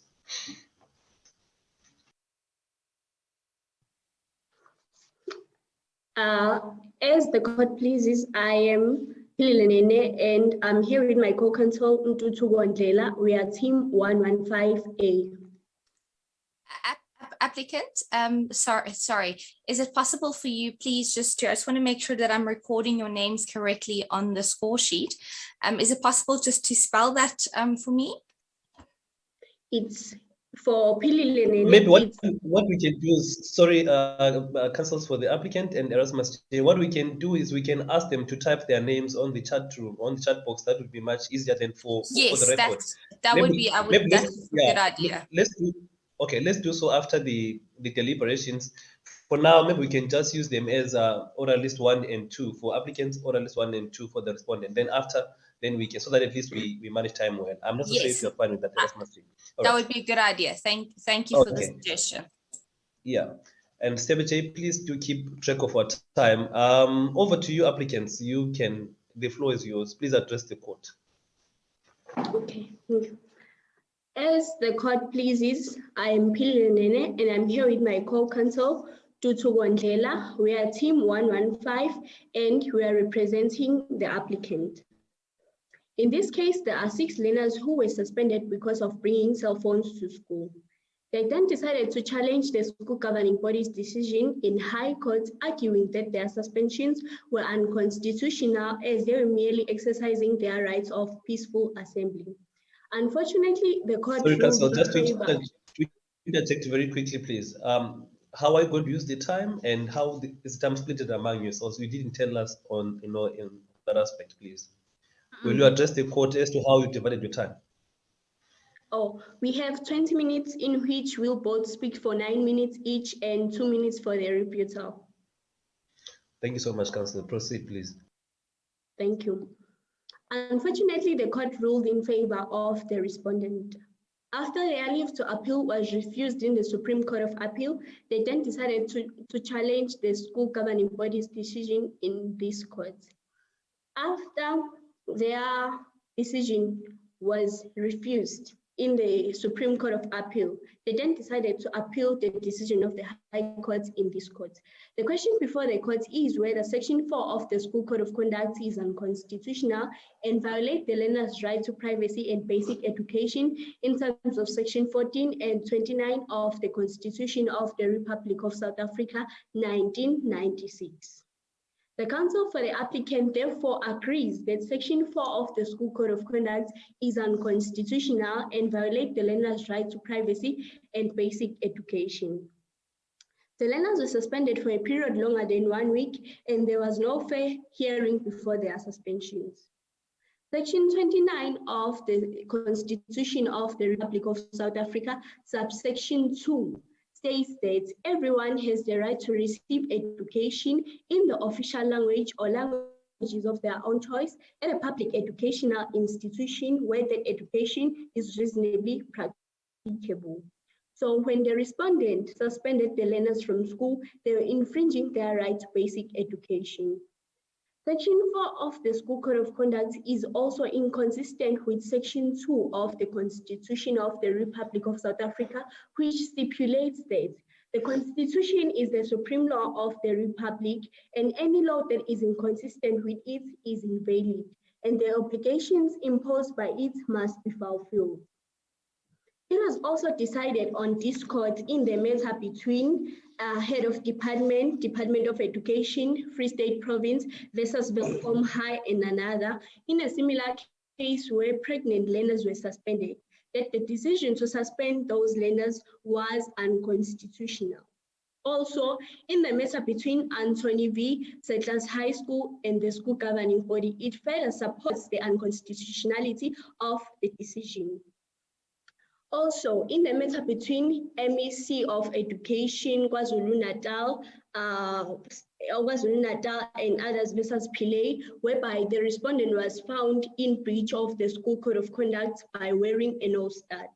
It was then decided that the decision to suspend the respondent was unconstitutional. So therefore, justices, Section 4 of the School Code of Conduct is unconstitutional and invalid. Section 28 of the Constitution of the Republic of South Africa, subsection 1, paragraph F states that every child has the right not to be required or permitted to perform work or provide services that place at risk the child's education, well-being, physical or mental health, spiritual, moral, or social development. We would like the court to focus mainly on the right that says, every child has the right not to be required or permitted to perform work or provide services that place at risk the child's education. The suspension of the learners from school effectively removes these rights from them and goes against Section 28 of the Constitution. Therefore, the decision of the school governing body to suspend the learners is unconstitutional. The learners' bags were searched purposefully and their cell phones were confiscated. Sorry, Councillor, just to interject, please. What does Section 28 of the Constitution say?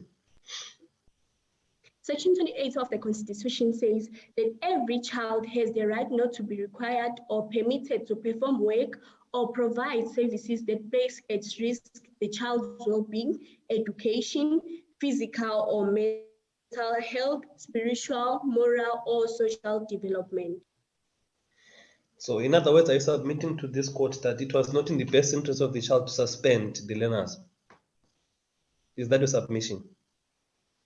Please repeat your question, My Justice. I'm saying that, are you then submitting before this honorable court that it was not in the best interest of the learners to suspend them? Yes. Okay, proceed, please. Thanks. Thank you, My Justice, for the question.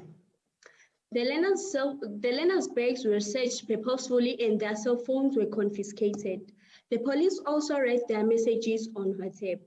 Section 14 of the Constitution of the Republic of South Africa 1996 is privacy. It states that everyone has the right to privacy, the right not to have their person or home searched, the right not to have the privacy of their communications infringed, and the right not to have their possessions seized.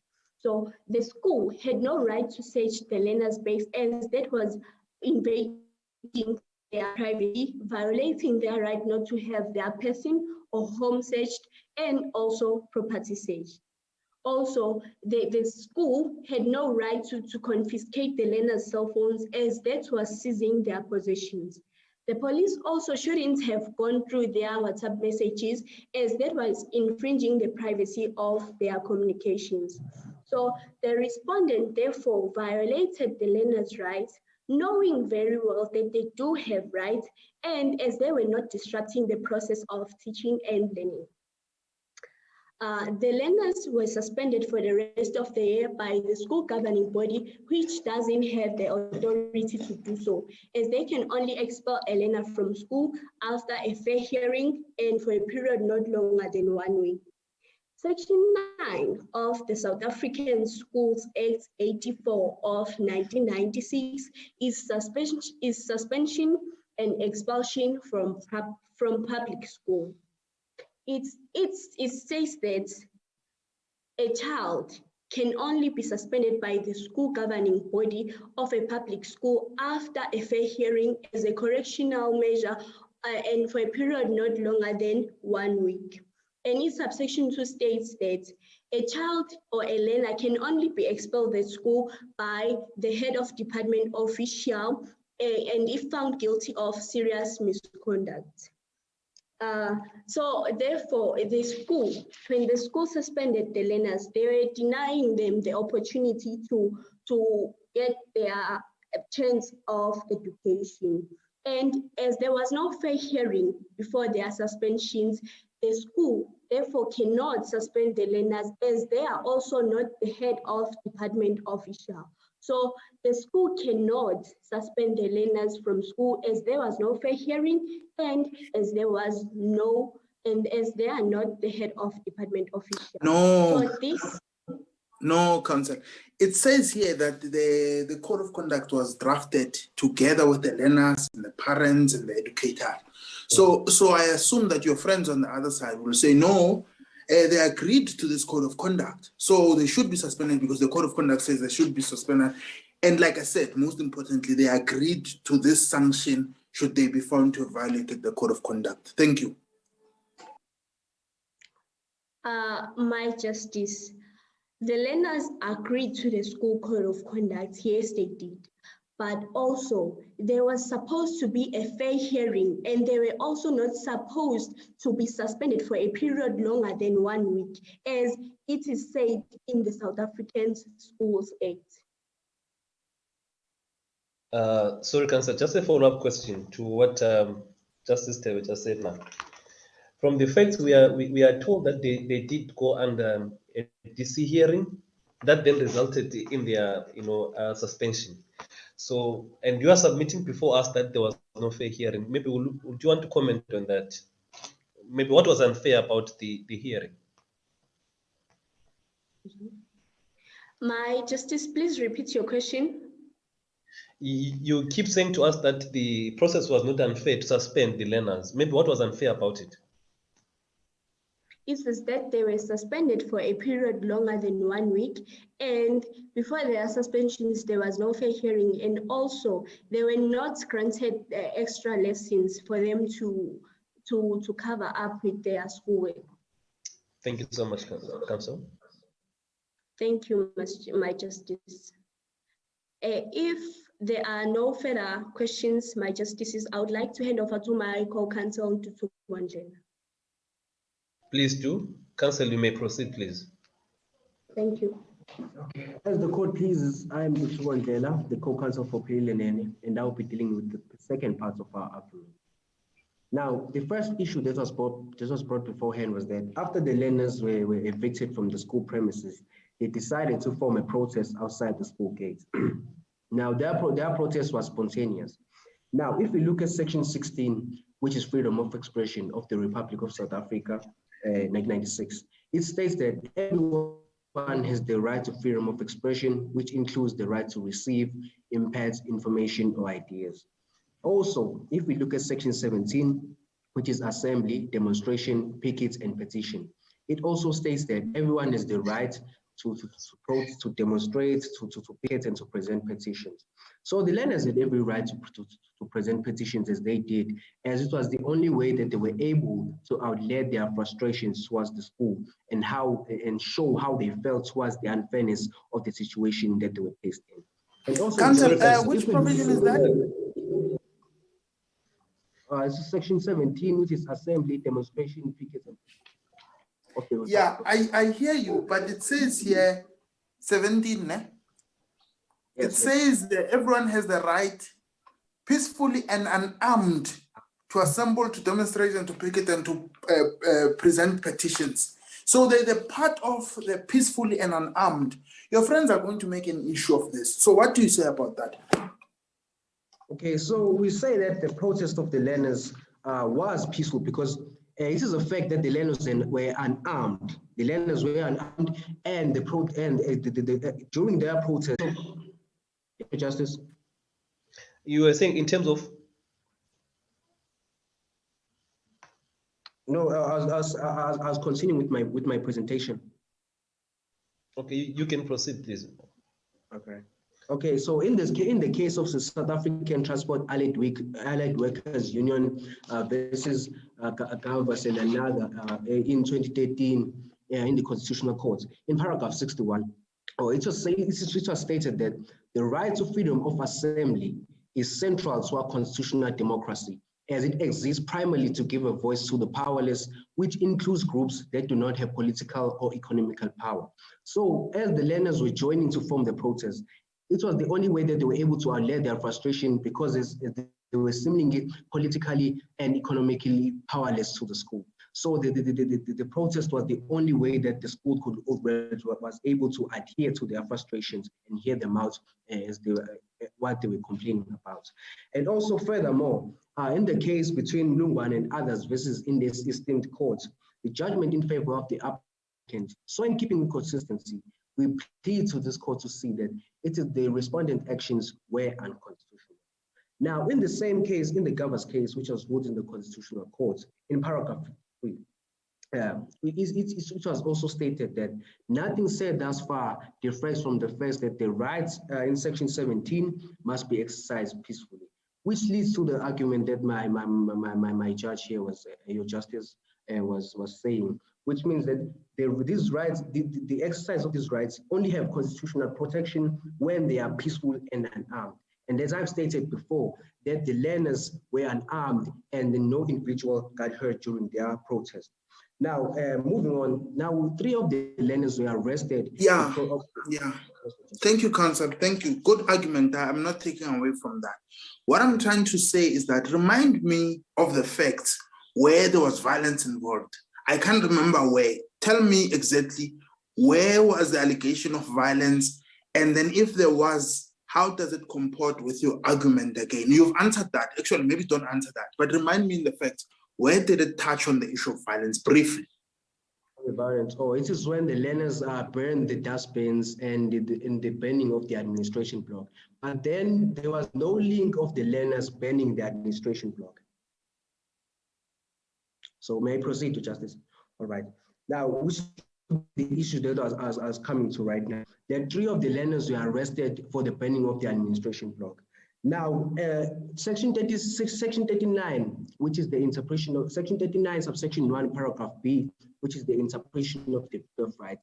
It states that when interpreting the Bill of Rights, every court must also consider an international law. Now, if we look at in the United Nations Conventions on the Rights of the Child, it is stated that no restrictions may be placed upon the exercise of the right to freedom of association and to freedom of assembly of the child. So as the police were evicting the learners from the school process, from the school premises as they were protesting, they were putting a restriction on these rights of freedom of association and freedom of assembly, thus going an international law which states clearly that no restrictions may be placed upon the exercise of these rights. Now moving on. Sorry, Council. Yes. Yeah, just a quick one from my side. Is international law binding on the Republic? Yes, Your Justice. Okay, in terms of which, what's the authority? Or in terms of section 39, which is the interpretation of the Bill of Rights of the Republic. Thank you so much for that. And just maybe a follow-up question again to say, then do we have any other international instruments other than the United Nations Convention on the Rights of the Child, at least at the continental level, that refers to the same provisions? Any in mind? Another one. Right. Okay, there is United Nations International Covenant on Civil and Political Rights. Okay, what about at the continental level, at the African regional level? Do we have any instrument, any, that has similar provisions? I know I'm not familiar with them, Your Justices.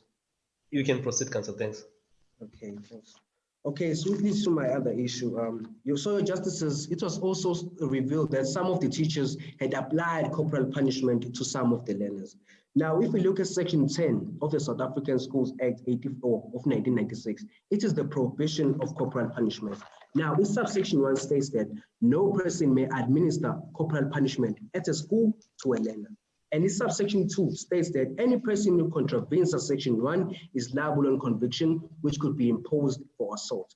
Now, as the respondent applied corporal punishment to some of the learners, the respondent went against or contravened subsection 1, which means that the respondent should be liable to face the full wrath of the law. And also, in conclusion, we as the counsel for the applicant, we have shown that section 4 of the School Code of Conduct violates the learner's rights and it is constitutional in terms of section 14 and 29, which is basic education and privacy. And the SGB's decision violates the learner's rights in terms of section 17, which is assembly. And also, we as the applicants for the, we as the counsels for the applicant, we honorably request this honorable court to firstly, to declare that the High Court was incorrect in finding that there was no violation of the learner's rights in terms of section 14 and 29, which is basic education and privacy, since the applicant's bag was searched purposefully, and to also rule that their suspension was unfair and cannot be subjected to section 9 of South African Schools Act 84 of 1996, since the respondent suspended them without a fair hearing, and their decision violates the learner's rights in terms of peaceful assembly, which is section 17 of the Constitution of the Republic of South Africa. Now, Your Justices, if there are no questions. Nothing from my side. I'm not so sure about my co-judges. Justice Teben, Justice Erasmus, anything for the applicants? No, I'm happy. Thank you very much. Thank you very much. I think you answered all the questions very well. Well done, guys. Thank you so much, counsels for the applicants. We will now hand over to the respondents to then, make their submissions before the court. Respondents, over to you. We appear on behalf of the respondents. I will be speaking for 10 minutes and my co-counsel will also be speaking for 10 minutes. I will be addressing the first issue concerning the constitutionality of Section 4 of the School's Code of Conduct, as it does not violate the learner's right to privacy and basic education in terms of Section 14 and 29 of the Constitution of the Republic of South Africa 1996, which I will later be referring to as the Constitution. My co-counsel will be addressing the second issue concerning the constitutionality of the SGB's decision, as it does not violate the learner's right to peaceful assembly in terms of Section 17 of the Constitution. This case concerns three of the most important rights provided for in our Constitution: the right to privacy, basic education, and peaceful assembly in terms of Section 14, 29, and 17 of the Constitution, respectively. Our argument is divided into two. I showed this honorable court how Section 4 of the Code of Conduct justifiably and reasonably limits the right to privacy and basic education. I analyzed Section 36 of the Constitution to reveal these justifications. My co-counsel will show that the applicants intentionally violated Section 17 of the Constitution. Therefore, the SGB acted legally by suspending the learners. If it pleases the court, I would now like to begin with my argument. Sorry, counsel, did you just say that the SGB suspended the learners legally? I didn't get that. Therefore, the SGB acted legally by suspending the learners, Your Justice. So if they suspended the learners legally, then why are we in this court, counsel? If I may ask. As it pleases the court, Your Justice, we are in this court today as the applicant applied for leave, as they do not want to go by the rules of the school, Your Justice. You can proceed, counsel. If it pleases the Court of Justice, I would now like to continue with my submission. I am going to show that a conducive teaching and learning environment requires a culture of discipline.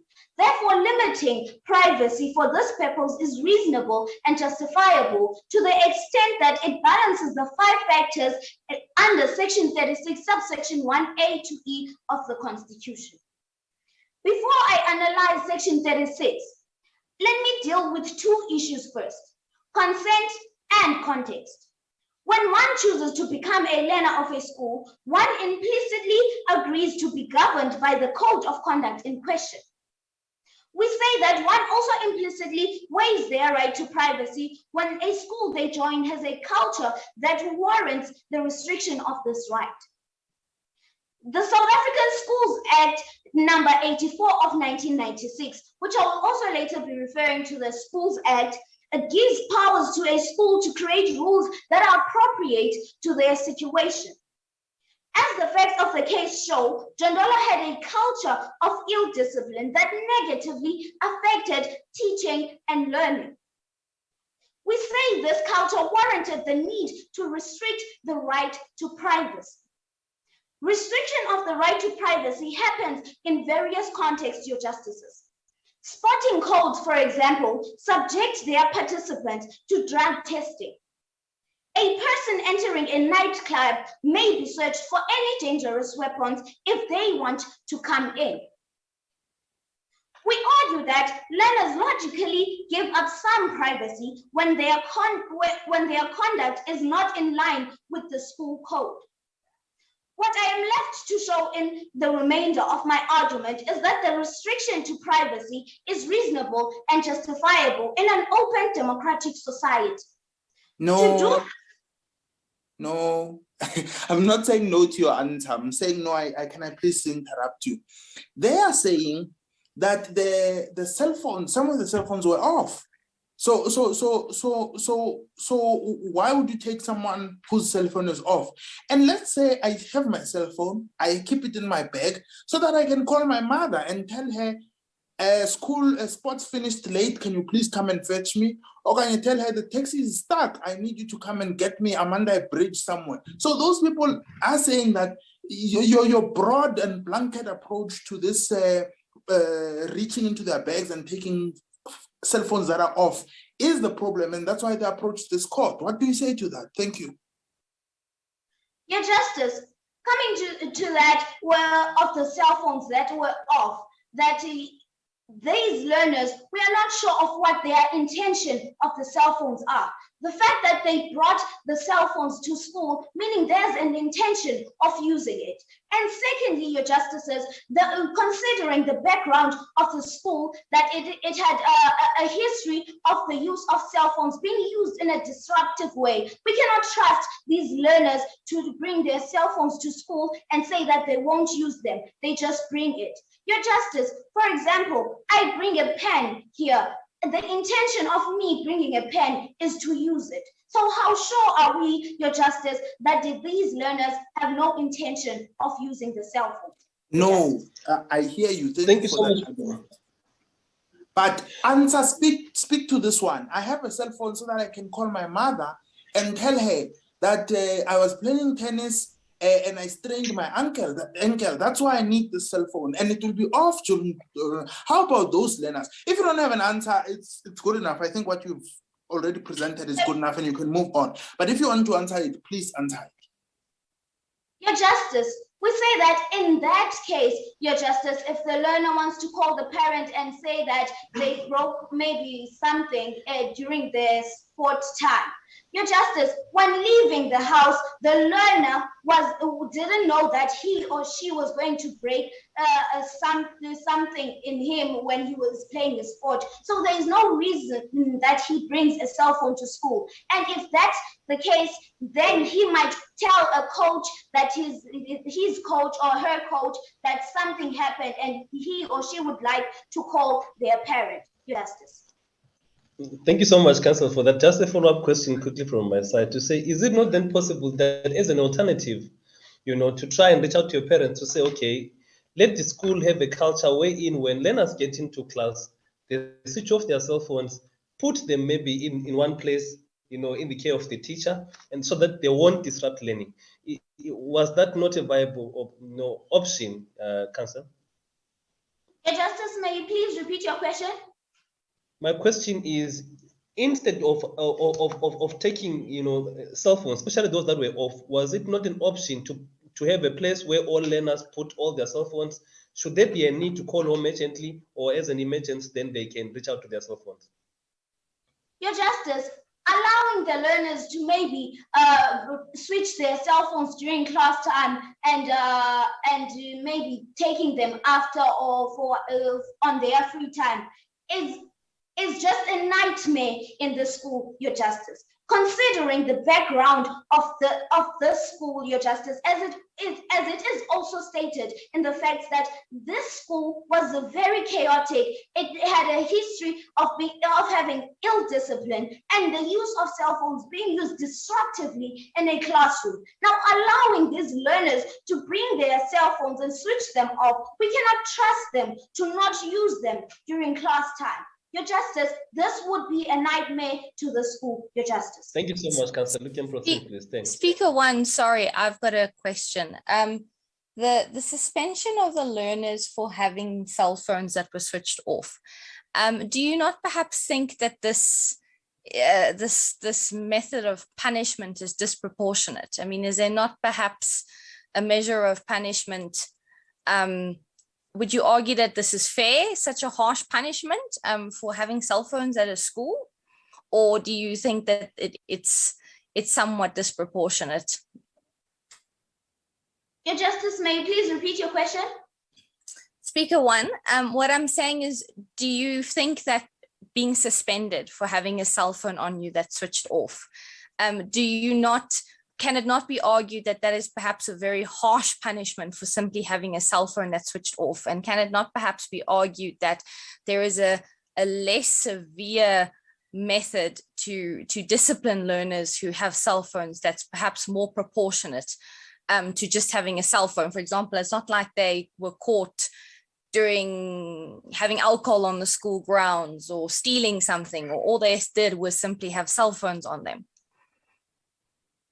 Your Justice, we say the suspension, Your Justice, was justifiable in a way that, Your Justice, these learners were continuously told that the cell phones were a problem at school. That it is even stated in the facts, Your Justice, that the teachers continuously complained about these cell phones. Therefore, the learners must know very clearly that these cell phones are a problem in the classroom. So the teachers were telling the learners that this is wrong, but they continued to do it. So therefore, this was the last resort that the school could have done, Your Justice. Thank you. Council, are you saying to us that there was no alternative short of suspending learners? I'll tell you why I'm asking this question, because in terms of Section 29 of the Constitution, everyone has got the right to basic education, and I think we've been told that it is immediately realizable, Council. Now, I think what my colleague Erasmus J is saying, and what we are saying is it not an unjustifiable limitation of the right to basic education to suspend learners, especially for this lengthy period? Your Justice, may you please repeat your question? What we're saying is that the suspension that took place, in the facts, does it limit unfairly so the rights of learners?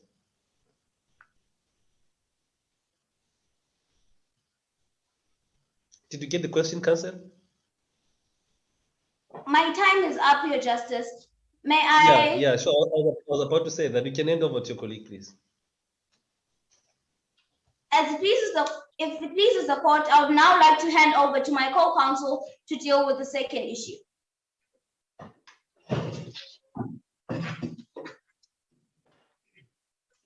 As it pleases the court, as my co-counsels have said, I am Chetu Mikaya. I will be addressing the second issue, that the SGP's decision is not unconstitutional and does not violate the learner's right to peaceful assembly in terms of Section 17 of the Constitution. as it pleases the court, my analysis will show three things. Number one, that the applicants deliberately violated one of the key element of Section 17 of the Constitution.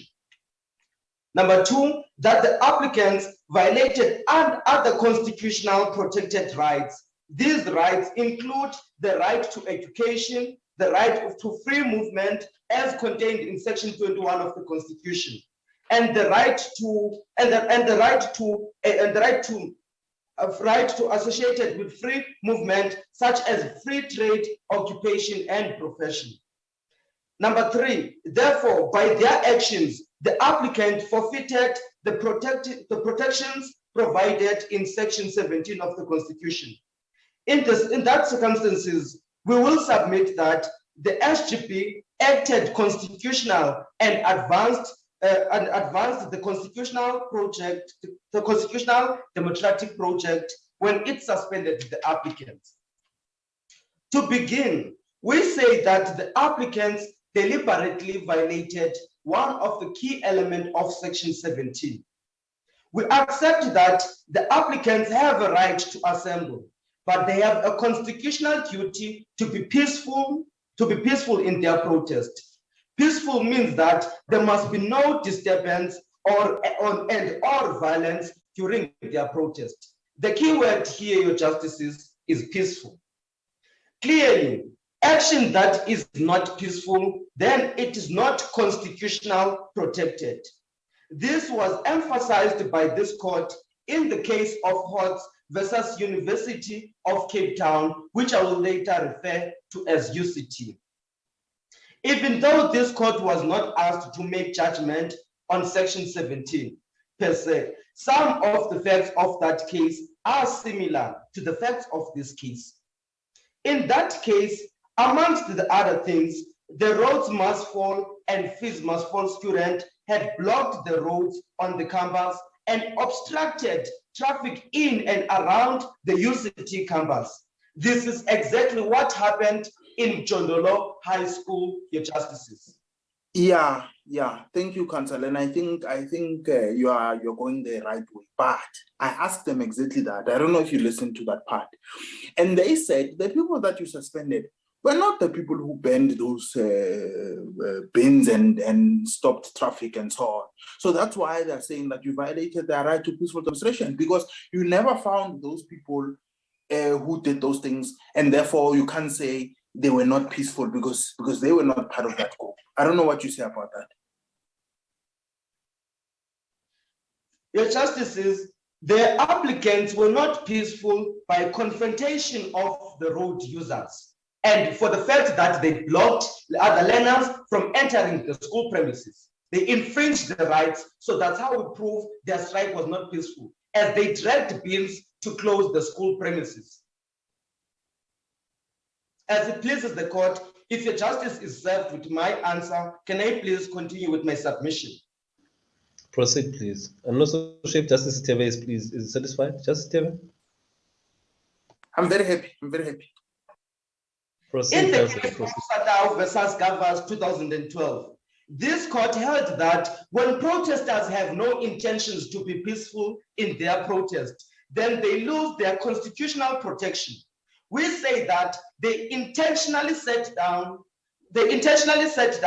and planned to wake up and block the gates. Surely they knew that they were blocking the way for those who are not in the protest. They deliberately prevented their parents and teachers from entering the school premises.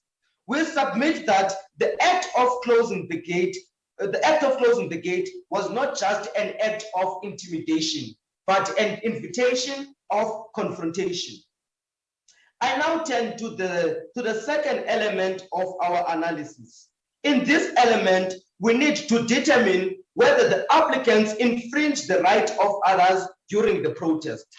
Your Justices, the facts show three violations, the three constitutional violations. Firstly, the rights of others to get into school and to go to class to study was violated. This amounts to a violation of a right to education. Secondly, the SGB could not enter the school premises. to hold a meeting concerning the strike.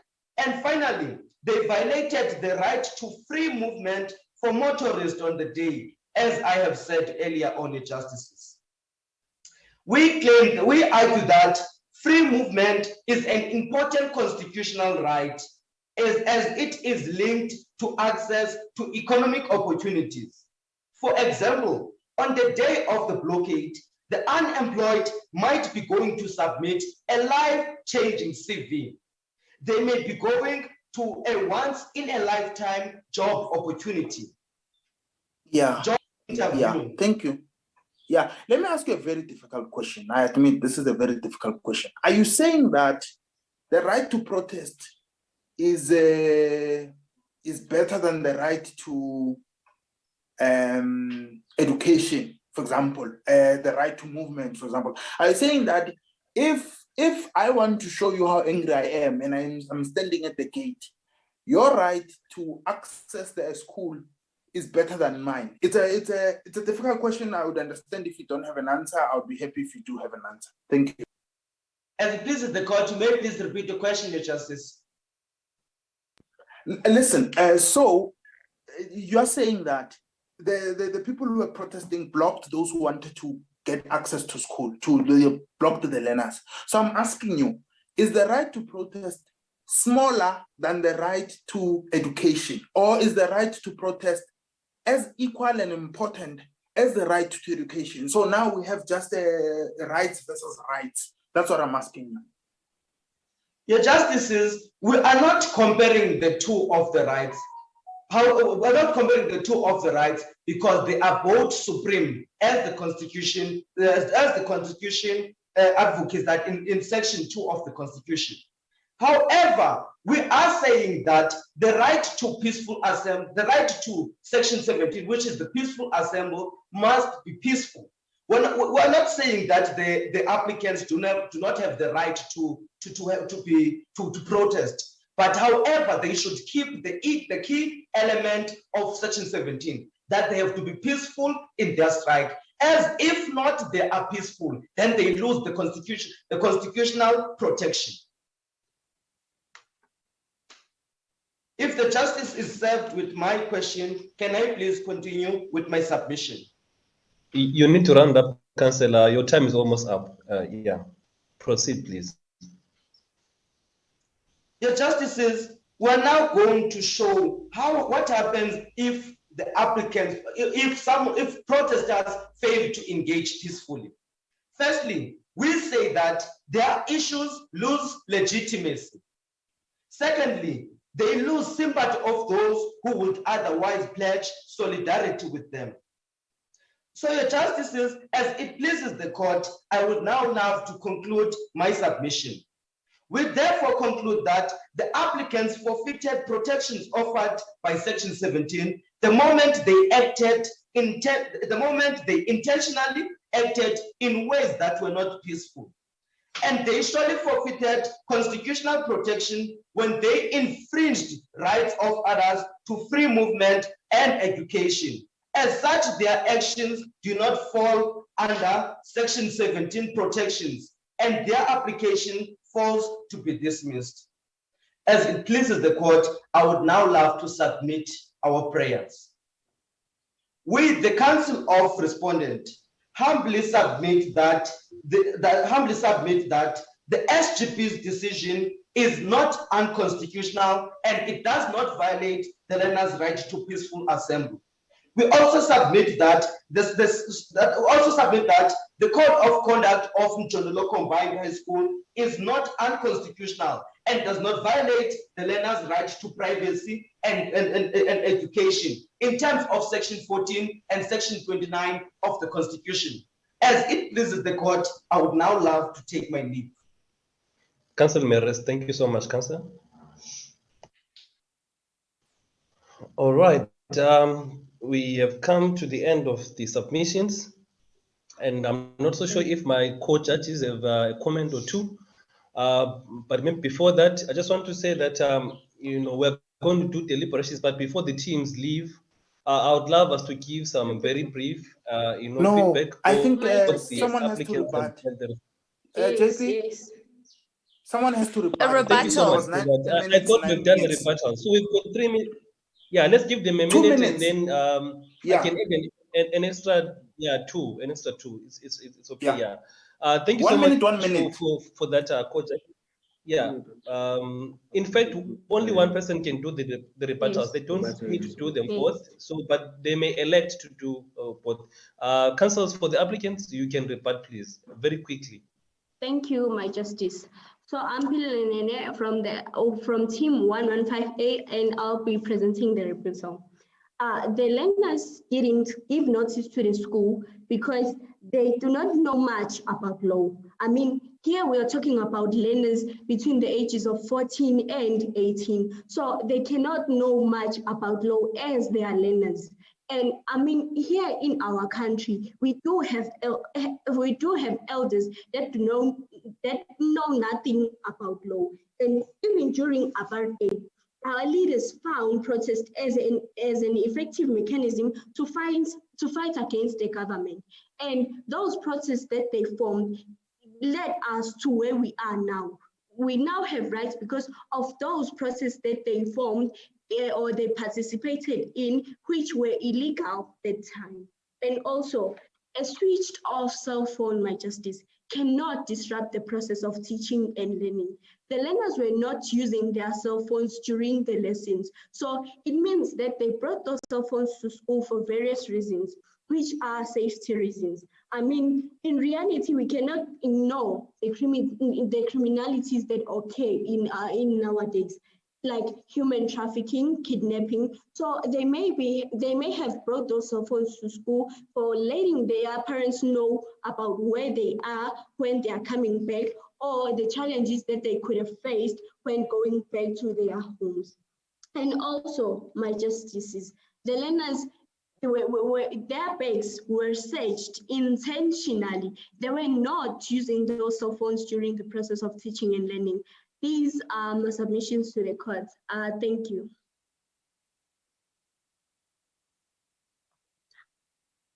Thank you so much for the rebuttals, counsels for the applicants. There are no rebuttals for the respondent, and as far as I know the processes. And I'm going to hand over to my co-judges to make overall comments, colleagues, on your performance. I'm particularly, impressed, but I'll make mine at the end. Justice Erasmus first, then Justice Itebe, in that order, please. Thank you. I just wanted to say well done to everyone. I think everyone did really well. Something that I would suggest, perhaps, I know sometimes questions can be a bit overwhelming, but I think it's good that you get questions because it shows you that the judges are engaging with you and they're following your argument. So I would say try to listen as carefully as possible and try to answer the question as best as you possibly can. And even if it is perhaps something that's a little bit tricky, perhaps you can give it back to the judge in the sense that you can say, I understand it this way if you're not sure. And if they say, yes, that's correct, then you can attempt to answer it. But other than that, I would say that everyone was very well prepared and everyone should be very proud of themselves. And I think also just one other thing is also just, I know everyone's very excited and I can see everyone's really rearing to go, but perhaps just take a deep breath before you start talking. Don't get too excited, and also just take a deep breath in your mind when you're speaking, just to make sure that when you talk, there's a good flow and there's a good rhythm, and that you don't speak too fast so that some of your argument may get lost. But other than that, I will say really, really well done. Yeah, thank you very much, JP. To Erasmus's point, yes, take a breath, but I'll give 2 feedbacks. I can't give 4. I'll take the whole day. To Nene and your friend, excellent presentation. Excellent. 25 out of 25. But I then took away some points at the end. Your rebuttal, do away with it. It doesn't do your case any justice. Imagine if I didn't hear your rebuttal, you are getting 25 out of 25. But after I heard your rebuttal, I minused 1 point because it doesn't, the presentation is this, and then the rebuttal is this small. So Dua said, if you want to keep it, I wouldn't advise you to keep it. But other than that, both of you, Nene and your friend, you deserve stars. If you are here, I would have given you 10 rand each to buy sweets. But okay, fine. Now, Umbongisa and your friend, 100%, 25 out of 25. No. I see a message here. I won't tell you exactly how I scored you, but what I'm trying to tell you is that you guys did excellent. This is Umbongisa and your friend. You guys did excellent. I enjoyed both your presentations. You guys are very good. Don't change anything except what Erasmus J said. They take a deep breath, listen to the questions. But other than that, I'm thoroughly happy with you. If you were here, I would have given you 10 rand and 10 rand so that you can buy sweets and some chocolates. Thank you very much. Thank you so much to Sitebete and to Erasmus. Just to add maybe to what they said, I thoroughly enjoyed the presentations from both the applicants and the respondents. I mean, of course, you are at high school now, but then I think you've got an idea of what the law is, and perhaps you are going to use some of the knowledge, despite the profession that we're going to go into, to try and inform both the learners, the parents, and the community about some of the rights that we have learned so far in the process. Yeah, I was particularly impressed by Mbongi's Samgele, how you responded to questions. Not to say that others didn't really respond, but how you responded to some of the tough questions that I thought you would not be able to. I was really impressed, and also what Chetu, how you responded to the question on the balancing of rights and the interest involved. Thank you so much. And to Pilile, you share a name with my mother, so I must also maybe make a comment to say I liked your confidence and how you answered questions, and to Ntutugo, similarly your confidence and how you were calm, and not necessarily panicking. Maybe going forward, just take these into considerations if you're going to appear and proceed to the next rounds. Otherwise, thank you so much, colleagues, and thank you so much to all the presenters. All the best for for the future and for the other rounds. I think the teams can now maybe leave the room, and then so that we can just maybe briefly discuss with the judges. Thanks.